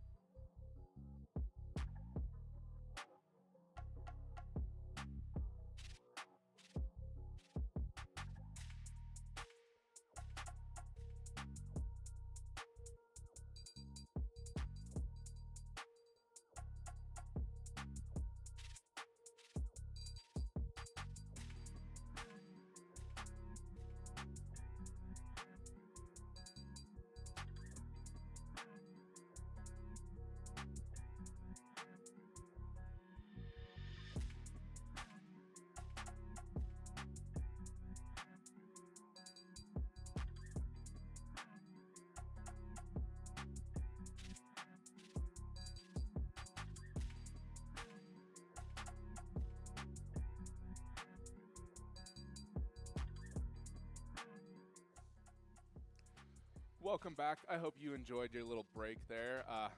We were just been waiting for news on our next map, and we are getting into the draft here. If you are just joining us, Conestoga did take map number 1 against Royal Military College. It was a close game. Don't get me wrong. We expected it to go either way by the end there. But as we are going into the second draft, let me just introduce myself. My name is Andrew, other known as Wing, and I got Gareth, other known as Angry. and we're here. We're going to be taking you through map number 2 as soon as we start to get it. But as you see right here, we are already starting our bands and pick selection here. 4 characters in map number 2. Anyone you're hoping to see this game? Sorry? Anyone you're hoping to see this game, like character-wise? You know, like a Darius or a Timo? Honestly, I want to see a Yone. You really? Okay, you want to Yeah. see a Yone there. All right. Interesting. Well, we'll see if it's in the cards. Right now, we are going to be seeing the Talia picked up for Conestoga. That's interesting. Okay, so Talia's a bit of an interesting pick. They can be played mid lane, or they could be played jungle. So they could be faking out RMC into picking something so that Conestoga can guarantee a counter pick. Okay. What is a little heartbreaking, though, is the RMC taking away the Senna, taking away the Twitch. Before we were rounding it off, I was hoping we could see the Senna Twitch because Conestoga has some crazy amount of hours put into those champions, and I would really love to see it, but we're not going to see it this game, unfortunately. Seeing a Caitlyn. That is a character I am pretty familiar with as well. Yeah? Never played Caitlyn, but she has range. Oh, yeah, does she ever. Think of it kind of like a Sivir, but with less wave clear. All right, it's a very, very safe laner, very hard to gank, and it does a lot of damage if you leave it unchecked. Yeah, and Caitlyn is late game? Yeah. Mid to late game? They have a little bit of a early game power spike, mainly Yeah. from their passive. If they auto attack 5 times, their 6th auto attack critically strikes. So she has a little bit of power at every stage in the game, but yeah, traditionally she is a very late game focused character. Okay, well, going into the next picks for Conestoga here, who are we going to see The Conestoga Briar is pick? interesting, I will say. What's her name? Talia does heavily counter Briar because Briar's whole thing is that you can't control her and she will attack the closest target. Talia wants you to get close to her so that she can set up her basically stone mines and deal a ton of magic damage. Okay. So I don't know how the Briar's going to do here, especially against the Vi. It does have a lot of dueling power, but so does Vi. Vi wants to get close to you. Briar gets close to you anyways. So maybe, I don't know, maybe they're cooking up something with the draft. Like maybe it's an Orianna pick on their side. I don't quite know. The Ashe is certainly very good. It doesn't win against the Caitlyn, but it's got a lot of utility. It's got the global stun with Crystal Arrow. It's got Hawk Shot for vision. A metric ton of slows. But the Morgana answer is quite nice. This is, it's looking pretty even on each side character-wise right now. Conestoga, Yeah. I feel like Conestoga is going to have to pick someone that's going to be able to answer the Caitlyn in the later game a bit. Oh, 100%, yeah. You can kind of get away with it with the Vi. You know, the Vault Breaker gets close enough. Assault and Battery guarantees you get onto them. The only thing they have to be careful of is the Morgana Black Shield, because it's going to stop any stuns, it's going to stop any suppressions, and it's going to make the Vi's engage pretty useless, because while they're up in the air finishing their animation, Caitlyn's just going to be able to free hit. Briar could also come in for a stun interrupt, so it's going to be pretty hard. They just got to be careful of the Black Shield. Yeah, this is looking really good.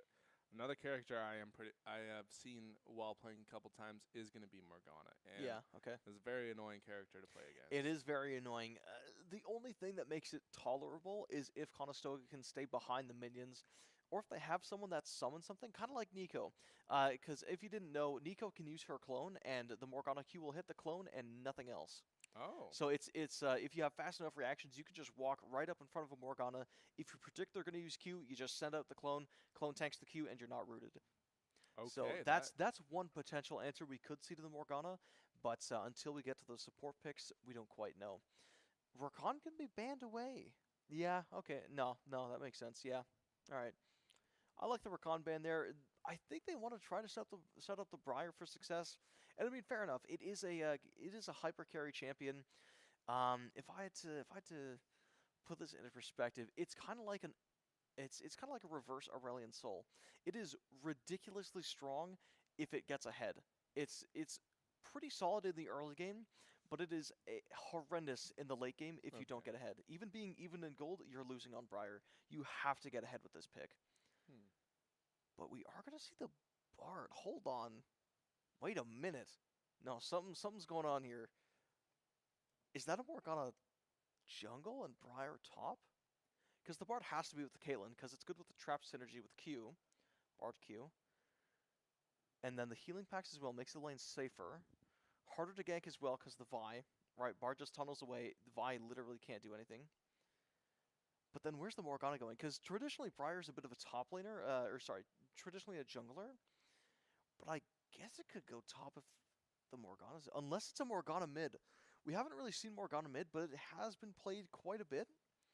It's not weak by any means, it's just interesting. I don't know, where do you think this Morgana's going? Not too sure, but there is another character I'd have noticed now. Don't even know how to pronounce. Gnar. Gnar. Yeah. I do know Gnar. I have seen Gnar being played. That is another pretty powerful character, I gotta say. It is indeed. It is a little bit of a skill gap. He's one of the harder characters in the game. But thankfully, our top laner, he plays a metric ton of Gnar. So I think he's going to be very confident on the Gnar. I don't think he's going to be struggling too much with it. I feel like he could go up against the Briar. If that is a Briar top, no. Okay. I'm going to try to cook this team comp. I don't actually know where it is or what it's going. I'm pretty sure it's a Morgana mid. I'm pretty sure it's a Briar jungle. Bard Kate bot. Mordekaiser top. Yeah. This is what are you interesting. thinking? I am excited for this. Is gonna be an exciting match. But after that pick phase, what do you think? What are you thinking? Like, what are your thoughts? I'm thinking it's looking good, but I might need some time to just kind of analyze everything a little bit more. What do you think? Yeah, I gotta agree with you to that. Okay. Well, while you're analyzing that, we are gonna take just a short break while we're waiting on the game to start. So I know it hasn't been long since our last break, but if you just need a refresher, you need to take a quick little bathroom break. You have some time. We'll be back in a few moments.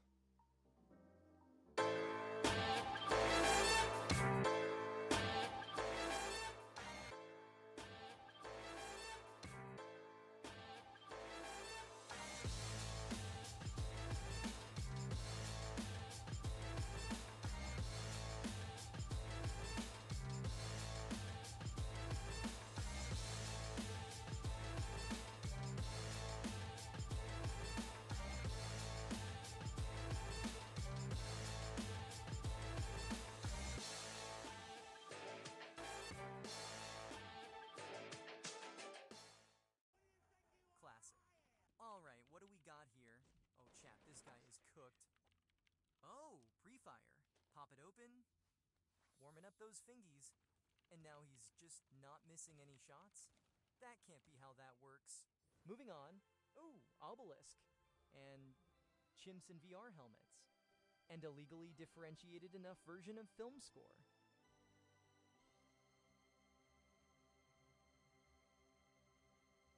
Game begin. Offseas, we've been around for about two to 3 years now. We started during the pandemic. We started with virtual tournaments, getting students, from across the province to be able to play together. One of our short-term and long-term goals has been to, provide an opportunity for an in-person event.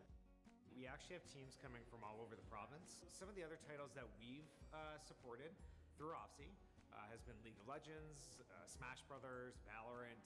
So we, of course, have Rocket League. And our most recent one will be Minecraft Education.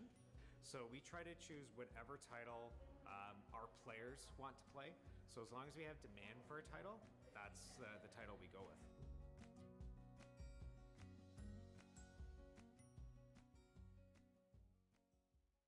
You better listen up. Listen when I'm feeling it. Yeah, I got a hit list. Never chasing any bag, only teach where to place them.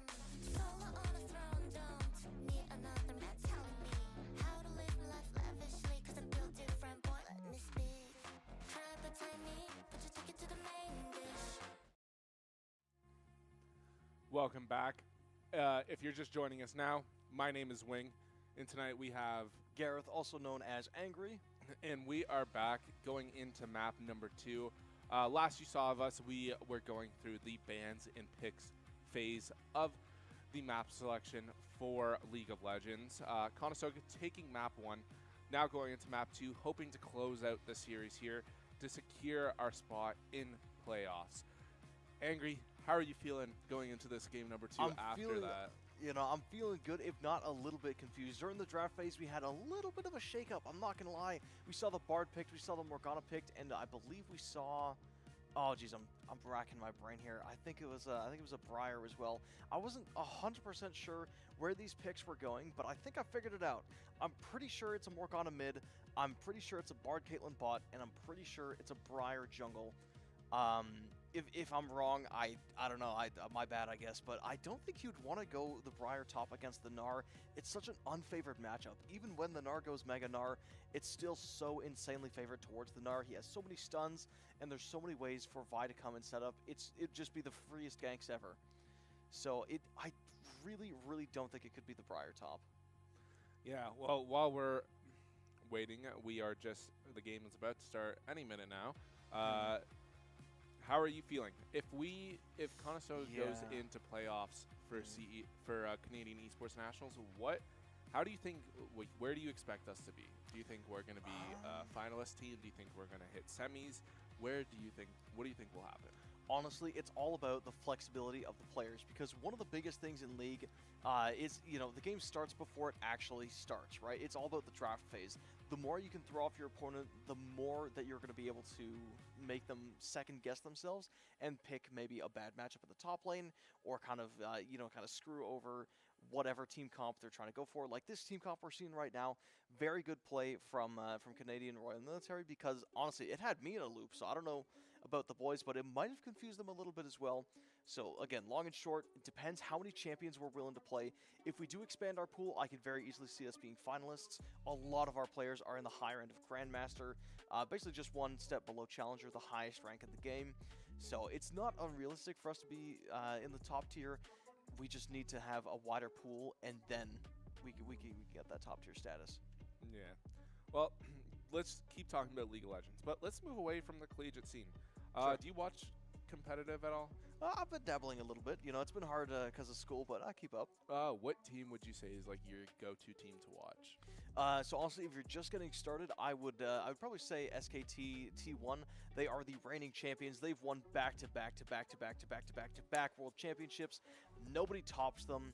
And they have probably some of the most skilled players in the entire history of the game. So if you want to get a look at how pro teams function, or just what kind of high-level strats are actually out there, you'll want to watch them. They are textbook definition of the best. Well, I know when it comes to T1, they have what most people say is the GOAT of esports, Faker. If you don't play League of Legends, you still know who Faker is. He is one of the most known esports players. If you're like a Valorant, Counter-Strike player, you don't know who, you most likely won't know from Call of Duty who Scump is. And if you're from Call of Duty, you're probably not gonna know who Donk is from Counter-Strike. So it's, but the thing is, everyone knows Faker. Yeah. He is just the best. He's the top of the top. He's just so iconic. Yeah. He does the craziest moves. But we are getting into the second game now.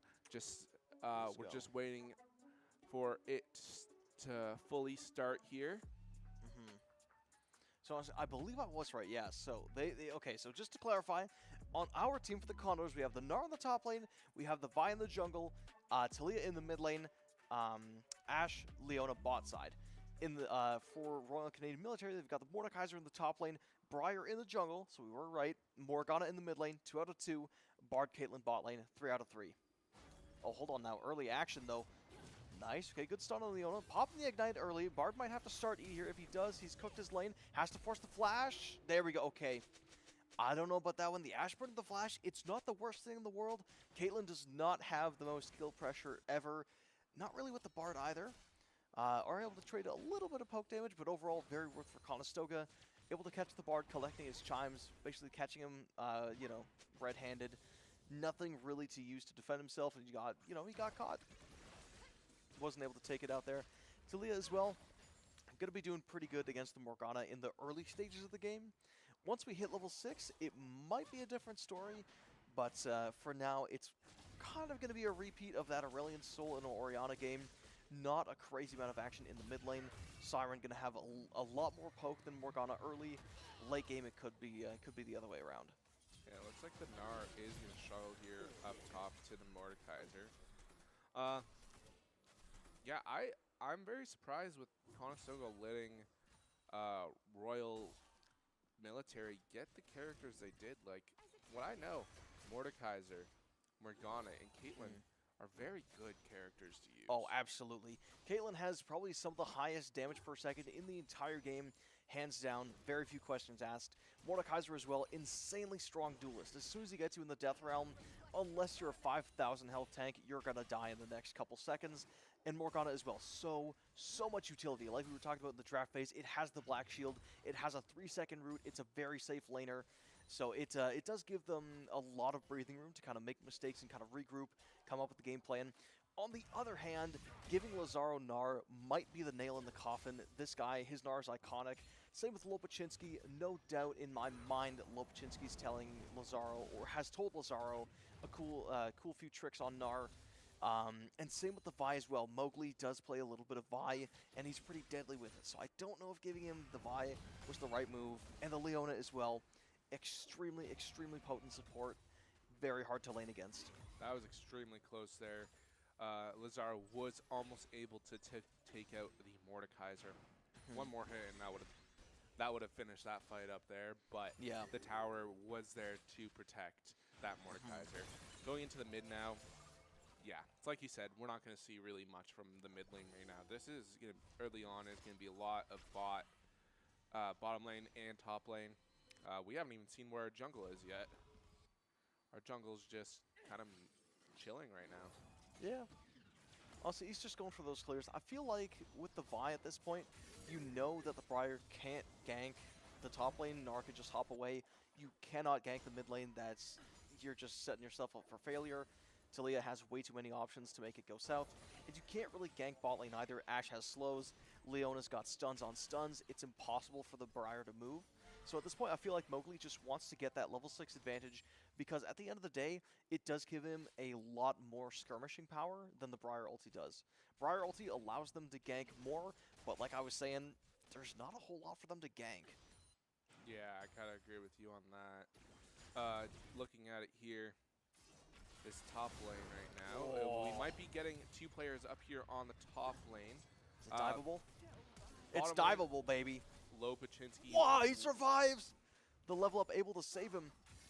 That was close there for Lopachinski in the bottom lane there, but was able to take out that one. Yeah, I was able to get it. No trouble at all. That level up just barely gave him enough health to actually, survive that dive. That almost could have been, honestly, not that bad for Canadian military, but the fact they didn't get the kill kind of sucks. Moving up to the top lane. Bit of a skirmish breaking out, though. This is going to be close. Close fight here on the top lane right now. But Lazaro is going to back up here a bit. Mordekaiser starting to pull back as well with both of them at low health. They just kind of need to farm a bit more right now before we see like any really big fight from the top lane here. Yeah, we're going to have to see what's going on with that. I do think that Gnar is slightly favored here just because he is in the ranged form. He's going to be able to poke out Mordekaiser a little bit more than Mordekaiser is going to be able to do that back. And combined with the grasp, he's going to be, the fleet, he's going to be able to heal up so fast. So even if that fight wasn't really favorable for the Gnar, long term, it's going to be a lot better for him. Yeah, I completely agree on that.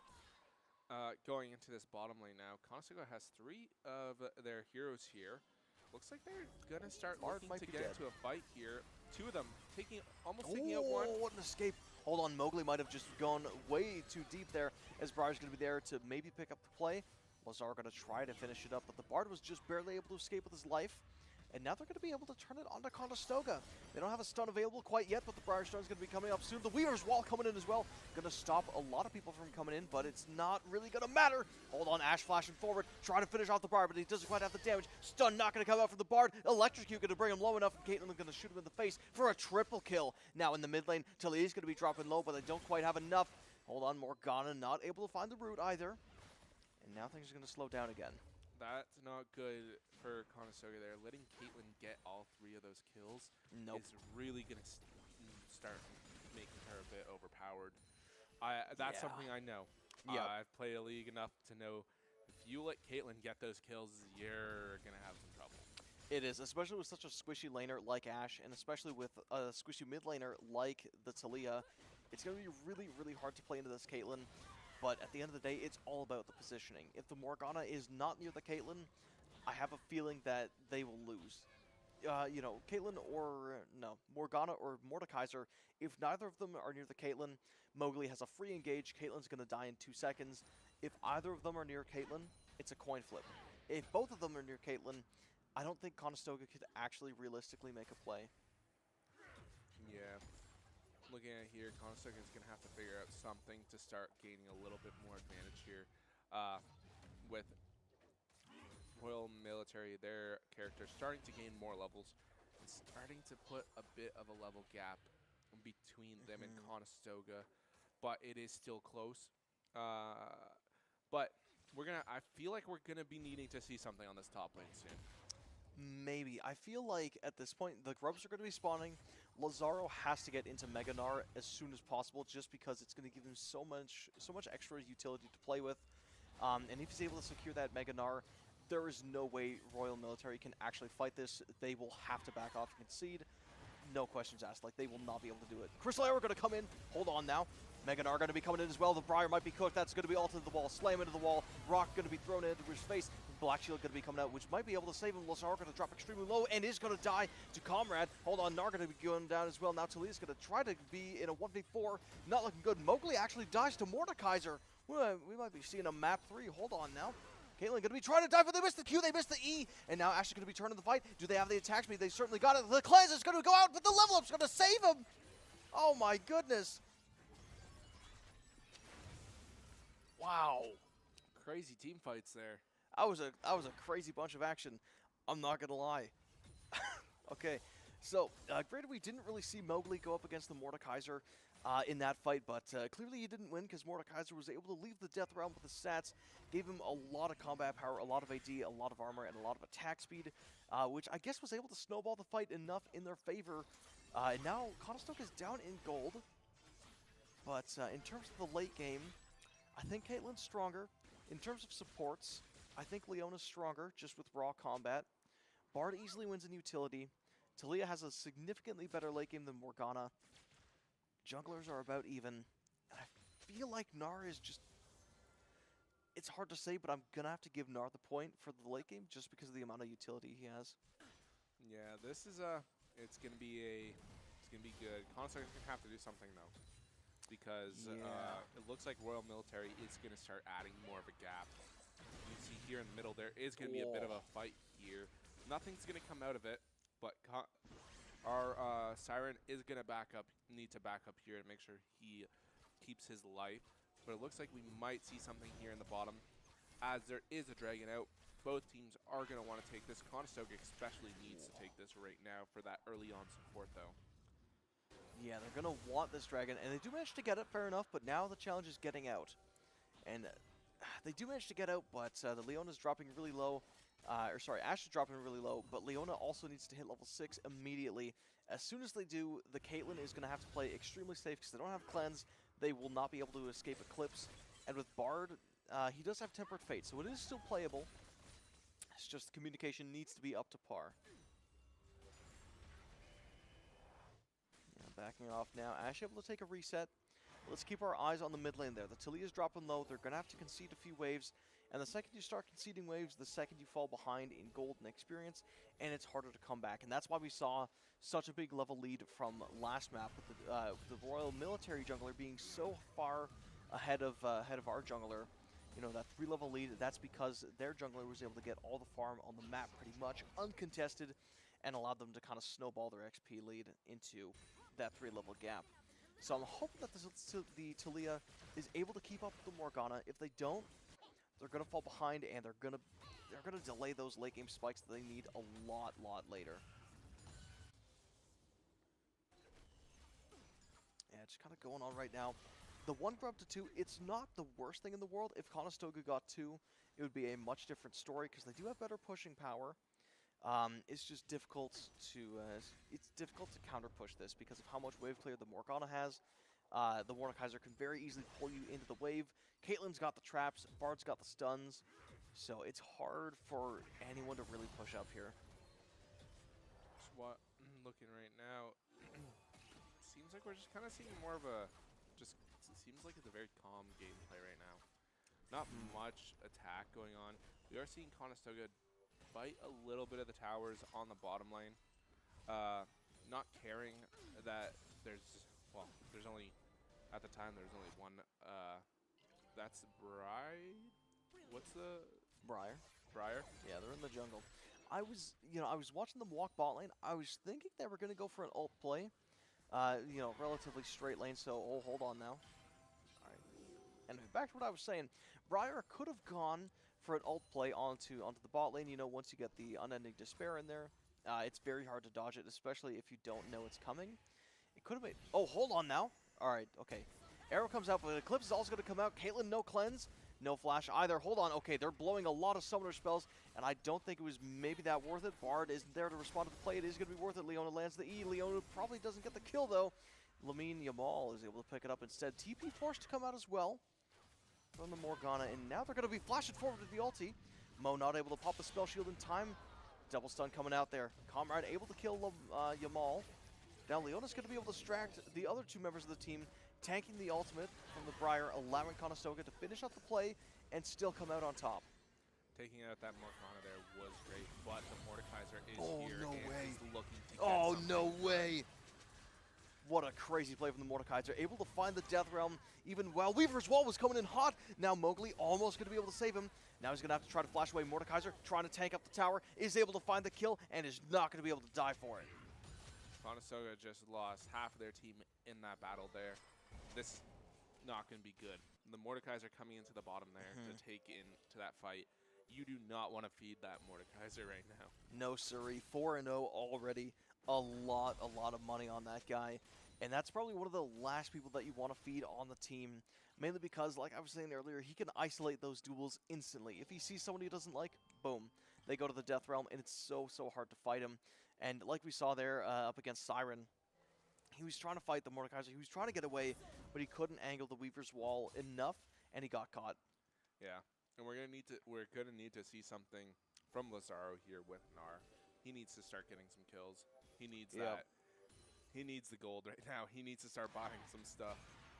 Yeah, he needs something. The question is what? I wouldn't be surprised if we saw Trinity Force. It is a little bit of an aggressive build, but at this point you kind of want that aggression to kind of wade off the Briar from going in fully and just kind of whittle down the Mordekaiser from a distance. Speaking of the Mordekaiser, he might be finding a free kill out of Ashe, but if Mowgli can save him, this could be pretty huge because that's a lot of shutdown on him. That's exactly what Conestoga needed there. They needed to shut down that Mordekaiser there. Finally taking him out for the first time in this map.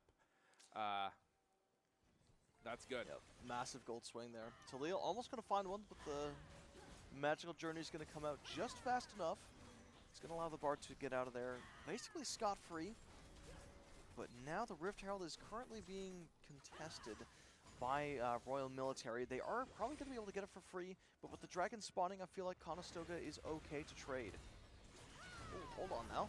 Hold on now. Morgana able to find a freebie. Siren not able to dodge the route in time. Pays the price for it. It's not looking good for Conestoga when it comes to kills here right now. Not so much. The real strength of Military's team is the picks. The Morgana route is obviously going to be able to root you. The Caitlyn has roots herself. Briar's got a stun. Bard has a 2-second stun and a 1-second stun. And Mordekaiser has his ultimate, which lasts, I think it's 4 seconds? So there's a lot of ways for Military to lock somebody down. On the other hand, though, if the fights are going on long enough, like if Military isn't able to just kill somebody in the first 2 seconds, Conestoga wins. Ashe has a lot of damage over time. Leona's got some crazy peel. Gnar as well got some crazy peel. And same with the Vi. You know, they are a little bit more of a damage dealer, but in general they can peel for somebody. Yeah, we're just coming to a bit of a pause here right now. Not too sure what's going on, why we're pausing, but we're just waiting here. But going into this now, where it's at the moment, what do you think is going to? What do you think is going on? Like, what do you think could happen? Are we on the track of seeing a game 3, or are we still on the track to end this out right here? This all depends on the Briar. So much of Briar's pressure comes from the fact of if she's ahead or not. Like I was saying in the draft, if she gets ahead, it's cooked. If she's even or behind, it's cooked for them. And at the current trajectory, I wouldn't be surprised if our Royal Canadian military kind of rolls over Conestoga, because the Mordekaiser's extremely fed. He shouldn't have a great lane from Gnar, but because of that TP play bot lane, he was able to get a ton of gold very quickly, allowed him to kind of snowball to now go even and even win against the Gnar. Same with the Briar, up currently against Mowgli, so he can kind of invade whenever he wants, and there's nothing the Vi can really do about it. In the bot lane as well, it's Caitlyn's actually not favored because of how much stuns Leona has, so it could go either way there. But in general, I think that right now the military is set up to win this one. We just got some news. We are having some issues with our internet right now. Yeah. Happens. It's the weather. Yep. I would expect I might expect even our campuses might be closed tomorrow. I think so. I am thinking so. Yeah. I've already had one of my classes pushed on tomorrow. All right, which one? My financial management class, which is good because I have a quiz tomorrow. So that means the quiz is now online. Nice. Okay, there you go. I assume it's open book as well, or no? I hope. Yeah. I hope they're nice about it. It's a at-home test. Like, how much can you really police it, you know? Unless they have a camera on. Oh, okay, fair enough. Can't say I'm not gonna cheat. Don't worry. I'm a great student. I don't cheat. True. But it'll be nice. But if campuses are closed too, it's gonna suck because I need to go print a formula sheet. So staples early morning. Yep, exactly right. Get some coffee or tea in you. But hey, if you want to keep up with all the esports action, if our campus happens to be closed, you're gonna need somewhere to be updated on all of our esports stuff. So make sure you follow our socials on Instagram and Twitter at Condors Esports. That's where all the action happens, news-wise. Yeah. Well, not even that. If you're a Conestoga student and you're watching this, make sure you're just following the Conestoga social media as well, keeping up to date, because I know sometimes teachers can be a little late to the cancellation of class. Yeah. But everything will be kept up to date. We are just waiting here right now, seeing if we can get to reconnect to this game. But we are just going to be waiting a few more moments here. Yeah. But hey, we're just gonna have to wait and see. Do what we can. Do what we can. But I do want to turn the floor to you. So, you were asking me about the trajectory of the game. From what you understand, and being brutally honest, you don't play as much as I do. Where do you, what can you break down right now? Like, what can you understand? Well, for me, I play very low level when it comes to this game. No shame in that. No shame to it. I played ranked maybe once or twice in this game. But with what it's looking, I think Royal Military will be able to take this. We are trying to wait, see if we are getting any updates of the game going on. Not too sure if there's trouble for the players, but like in the last game, we as the spectators did have some trouble. So we're just waiting to hear more about that. But with how it was looking, I could say Royal Military does have the chance to take. I would say he has more of a chance to take this. But looks like we are getting back into the game. Wait a minute. We're Don't little delay. I don't know. We are unpaused, but then we had like a few seconds of game, and now we're paused again. So we might be seeing another pause. Not quite sure yet. But yeah, so just going back to this game state. And again, I do wanna just kind of pick your brain a little bit here. What do you think Conestoga needs to do in order to turn this one around? If you had to just take a wild guess at it.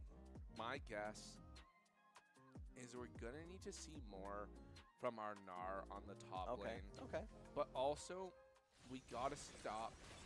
We gotta stop feeding the Mordekaiser as well, and stop giving any room for the Morgana, because the Morgana I know is more of a mid-supporter kind of character. Oh yeah. But if you feed her too much, she just gets very powerful. Yeah, she does do quite a lot of damage. So we gotta stop feeding those characters and stop feeding the Caitlyn. Caitlyn, to me, is still one of the most broken characters in this game. Oh, absolutely, yeah. And you're not wrong in saying that at all. But I'm happy that we are back now. We did just come back from where we were paused, so we are just. We don't know what's happening on the other end, but watching it right now seems that Conestoga is kind of just playing a little bit more back right now, kind of in a wait to see what Royal Military is going to do next. Okay, and just kind of take a look at the map state. Mordekaiser was taking over the bot, just kind of shoving away the Ashe, which forced them to go mid. Not a bad play. The only issue is Ashe kind of went unchecked. They were able to get free farm for a good minute or so, which isn't the greatest for RMC. They want to make sure that this Ashe is kept under their thumb, otherwise they're going to be able to scale too fast. But up at the top lane, the Weaver's Wall has to be used. Leon ult coming out as well, Cleanse as well from the Caitlyn, so that's a lot of defensive options taken off the board. Crystal Arrow used, but it is going to go wide. So what happened right there? No Talia ult, no Leon ult, no Ashe ult. 3 very, very important utility ultimates taken off the board. Tempered Fate going to go off the board as well. Not quite going to find its mark on the Ashe. If it did, that would have been a free kill. But not quite enough. Right here, looking like we might see a little. Oh, there we go. Hold on, Yeah. Mowgli going to flash forward. No cleanse left, no flash left for the Caitlyn. They go down immediately. That was a great play from Conestoga there. Are they going to be able to do something against this Briar here? Maybe. No. They are going to back up there. But Conestoga is going to start attacking this tower here. Are they going to take out another? They Okay, the flash forward is going to come out, but the Ashe is in a very, very compromising spot. They're going to try to turn around the play. They get a second one. They dodge the root as well. Morgana's going to have to pop the ultimate, but is it playable? Yes, it is! Ashe gets a triple kill. Uzi ain't anything. Hold on now. Down over in the mid lane. They're trying to escape from the Mordekaiser. Couldn't quite do it. Ashe, the MVP, able to get a triple kill from what looked to be an unwinnable situation. And down in the bot lane, Lazaro still pushing, able to get 2 towers completely for himself. To say the gold lead is in Conestoga's favor pretty soon is going to be an understatement, as Mordekaiser tries to dive the Talia, and it's not going to his plan. It could be close. Oh, Crystal Arrow! Whoa! Siren taking out the Mordekaiser. Though that last 2 plays there from Conestoga, that fight in mid, with the Ashe taking a beautiful 3 kill there. Honestly, I was not expecting that. No, me neither. I thought they were going to die as soon as Morgana got there. But the fact that they were able to pull that around just tells you that Conestoga, they've got the skill that they need to be a Tier 1 team. They just need to make sure that they've got the champion pools, and then it is set and they're ready to go to playoffs. And we're getting into it now. The gold was a slight difference going in, still in the favor for Royal Military, but Conestoga now catching up. 2 kill difference now. Yep. Conestoga keeps fighting like this. I might be wrong, and we might have a. We might be ending on game 2 here tonight. I might be wrong as well. Hold on now. Bard going to be caught way out of place. Nothing left to save him. And Morgana wanting to step up there, but you can't really save the Bard. And they might be looking at a free Otacon as Briar's up at the top side, taking the Herald. Or no, down in the mid lane, dropping the Herald. So they will be trading towers. But I feel like it's much more worth for Conestoga to take the Otacon. Smite coming out. There we go. No chance of a steal. So with Conestoga taking the Otacon there, how much does that help them? All right, so to break this down, there are little flowers that spawn around the map, and they give you permanent damage. Killing Otacon makes all the flowers your team takes stronger. So Conestoga will just have an inherent stat advantage over the other team permanently. On top of that, if you kill someone with the Otacon buff, it unleashes a giant slowing ring around them. So running away from a fight becomes a lot harder. So if Conestoga is able to catch someone, and that ring happens to catch another person, instead of only getting 1 kill, they can turn it into 2 kills. It looks like Conestoga is going to take another dragon here, just giving them more Weaver's Wall. Forcing the flash from Morgana, but Ashe isn't. No, they haven't had enough. And the Bardstone misses! So does the Root, so they're still going to be in the fight. But down over in the bot lane, Leona's having a tough time against the Mordekaiser. Can they survive for the Death Realm? Temper Fate can go out, but it's going to go wide. Len able to kill off Lopachinski, but now Mordekaiser's in trouble. Ash still left unchecked, and now the Bard might be in trouble as well. No magical journey, has the Q to stun him up, and it is going to be enough to let him get away. Taking out that Mordekaiser there, and the Morgana was really good for Conestoga. That's insanely huge. Hold on now, the play's not quite done yet. Briar comes in, Mowgli misses the Vault Breaker, but lands the Assault and Battery, and they die immediately. Now Ash snowballing out of control, has the lethal tempo, has the W, and is able to get a double kill for free. Now Caitlyn in a very bad spot, going up against the Vi and the Talia, back down to the bot lane. Nar and Ash able to take out the tower. Basically an ace for Conestoga in the matter of a few seconds. That is great for Conestoga right now. We were both wrong. I guess so, and you know what? I'm very happy to be wrong. I want to see these guys in playoffs. They've been working really hard at it. Let's get them. I got to give it to that. Those last few plays there, I got to give it like Ash is MVP right now. Absolutely popping off the entire game on their shoulders. If they didn't get the triple kill there, they wouldn't have been able to afford even half the items they have. They were able to get the upgraded boots, which gave them the move speed and the attack speed to snowball so darn hard against the Mordekaiser. But like also just looking at the stats right now, look at Ash's stats compare like their kills and everything compared to everyone else. No one is even close in kills to Ash right now. Nope. Earlier in the game, we thought it was big with Mordekaiser having that 4 kills. Oh yeah. And we didn't even have a scratch on them. But now Ash has almost as many kills as their whole team combined. Yep, exactly. And if the Ash continues to go unchecked, it doesn't matter if the Mordekaiser has the Ninja Tabbies or the plated steel caps. The Ash will just melt him. Like there is nothing he can do. Looking right here, it looks like we might be able to take out the Mordekaiser here. We are. Oh, maybe. Yeah, we are. Siren taking out the Mordekaiser. 4 characters up here. Some of the characters are going to have to back off because we might see a little bit of a push here from someone in the bottom lane and the mid right now. It looks like we do have 2 characters pushing up in the mid here from Royal Military. It looks like they're going to take a tower. This is fine. Towers, each team are close with this right now, but we are seeing another fight here on the top lane. Conestoga, are they going to be able to take this, or are they going to lose a life? They do lose a life. They do manage to lose a life. I'm pretty sure Mowgli kills this, though. There's no way he doesn't. But the Briar is still quite strong, especially in the dueling department, but not strong enough. But taking it away from the game for just a little bit, I want to ask you. Oh, hold on now. Dive coming in hot. The no cleanse on the Caitlyn. Ash flashing forward again. It's worked before, but will it work this time? Death Realm might be going to the Mordekaiser if he can kite it. No, he can't. Leona going to be coming in as well. Huge shutdown for the Mordekaiser. Not looking good. And the Morgana might be able to take a freebie. This is the route. Okay, it's going to be a slow kill. No, they're going to run into tower there. Very good. So what were you going to ask there? I was going to ask you about Mordekaiser. Have you played him a lot? When you did play. I have played Mordekaiser once. Okay. I'm not a good top lane. That doesn't matter. I want you to put yourself in the shoes of this Mordekaiser, all right? You were just dominating the game, and now you're starting to feed a little bit. What's going through your mind right now as a Mordekaiser player? I'd be pretty upset. Yeah, you'd be pretty upset. Like, what would you be hoping to do to kind of turn it around? Like, is there anyone you target specifically? How would you play this? Well, if he's looking at the stats right now, I would probably keep putting pressure. I'd have to put pressure on the lower level characters for Conestoga. So Lopachinski right now. I'd have to put because the Mordekaiser being a top lane going up against the Gnar. Gnar has a 2-level advantage right now. Even while I say that, Mordekaiser might be able to take out the Gnar here. Oh, hold on now. Mordekaiser able to flash onto the Ash. This might be a lost fight for Conestoga. Ash has no answer against the Mordekaiser. He gets 2 shutdowns in the span of a minute. He's now huge with gold. Eclipse going to try to come out to save the play, but there's nothing they can do. Morgana flashing forward with the ultimate, and that's going to be Leona caught as well. Not looking good. All right, whatever you were going to say to the Mordekaiser, he's doing it, and it's working like a charm. I was going to say that was a much-needed fight from Royal Military there if they want have any chance really to save themselves in this game.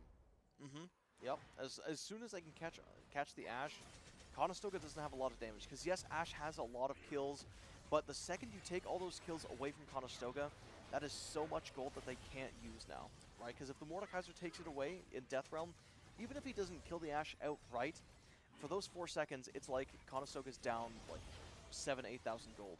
Yeah. Well, this is bad right now too. Both it's looking like Royal Military is going to take not just a tower, but they're also going to take the Baron and the Dragon as well. Yep. And this is going to start to boost them a bit. 100% big tempo swing as well. If Conestoga was able to get the Ocean Soul, or the 4th dragon there, it might have been okay. But the fact that Royal Military has been able to take it off the board now starts to put them into position. Kind of like we were saying with the first game, if both teams have 3 dragons and there's a Baron spawning, you can force the team that has less gold into a lose-lose situation. You either forfeit the Baron and take the permanent buff, or you take the permanent buff and forfeit the Baron. Yeah. Conestoga, they're going to need to do something the next time the dragon spawns. It's every couple minutes, isn't it? Yeah, pretty much, yeah. Every like 4 minutes, but yeah, They're going to have to take the next one. If They do, yeah. Because one of the things that they can't do, if the Briar and the Mordekaiser get the Ocean Soul, they have no hope.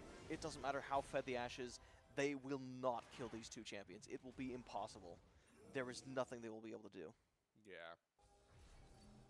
Conestoga is going to have to figure out something here, as it is a pretty close tide across the board now. Other than the fact that Royal Military has a decent bit more gold than them now, it looked like this could be a struggle for Conestoga, and it looks like we might hit that game number 3. Looks like it now. Lopachinski going to be brought back and shot down. Mowgli going to have to flash away from the Mordekaiser, but the Death Realm comes in hot, and he's not able to escape in time. Assault and Battery going to come out as well. Going to try to save him, but it's not going to matter. Cosmic Binding going to miss, but it's not going to matter either. Briar able to pick up the kill onto Mowgli, and now things are starting to look ugly. Looks like earlier after that Conestoga catching up, they got a little too much of a big ego, it looks like. Maybe. That kind of ruined it. Because it looks like, in my opinion, it looks like Royal Military is gonna close this game out. Looks like it. That Ash flashing into the base there might have been the kicker, but now they are free hitting, so they're able to stack the lethal tempo. Briar goes down. Tempered Fate not going to land. Crystal Arrow take it off the board as well. Mordekaiser going to be able to get away for free, and now Talia is going to be trying to hunt down the Caitlyn, and it looks like the throwing stones is going to be needed, and it takes him down. Bard and Morgana going to try to run away, but the Weaver's Wall is going to be coming in hot, but they don't take it off at the right time, and the flash from Morgana is going to be able to get him to safety. I don't think Conestoga can find any more. Good play from Conestoga there. They did lose a tower, but they were able to hold them off. But now they're going to have to figure something out. They need to get aggressive here, it looks like. They're going to need to figure out something. The big tempo shifter was when Ash flashed into the Mordekaiser, handed over that giant shutdown, and now Mordekaiser is actually picking up a Hexplate and Thornmail. So even though the Ash is able to do a lot of damage, every time they hit Mordekaiser, they're going to take a small amount of damage back. And because Ash can auto-attack up to 4 times a second, it's going to start doing a ridiculous amount of damage. Okay. So they're going to have to be very careful, but the Bard is also going to have to be careful as he walks right into a Crystal Arrow combo. Eclipse going to go down onto Morgana, no Black Shield in sight, and now Mordekaiser's going to be turned on. He's got the Assault and Battery, going to lock him up just a little bit, but he ults Lopachinski, so he's going to stall the fight a little bit. Temper Fate going to go out, but it's not going to land on anybody. Mordekaiser not able to kill Lopachinski in time, and now Talia's going to try to save the support. It does manage to go out. Shield's going to come out as well, but the Ash going to flash forward again. It didn't work last time, but maybe now it's going to be different. The Claw's going to be coming out, but it's not going to matter. He's going to be able to stay alive, and now the Briar's going to try to hit for the hills. They try to go in for the stun, but with Lopachinski shutting him up, it's going to be enough. The Tempered Fate going to be used once again to carry the Talia right over, but the Briar's going to be able to stay alive. Can they actually get out? The Talia's throwing more stones. The Briar's going to be screaming. Talia's throwing even more stones, but they whiff the seismic shove, and now they're going to be dropping the mines down. Is it going to be enough to keep alive the throwing stones? It is going to be enough. There we go. Lazaro able to keep on pushing as well, and to make sure the bleed doesn't get the kill, they're able to get the redemption and save him. Holy, that was big there. And with Conestoga still having two people alive, they're going to be able to push up a little bit in here now. Whew.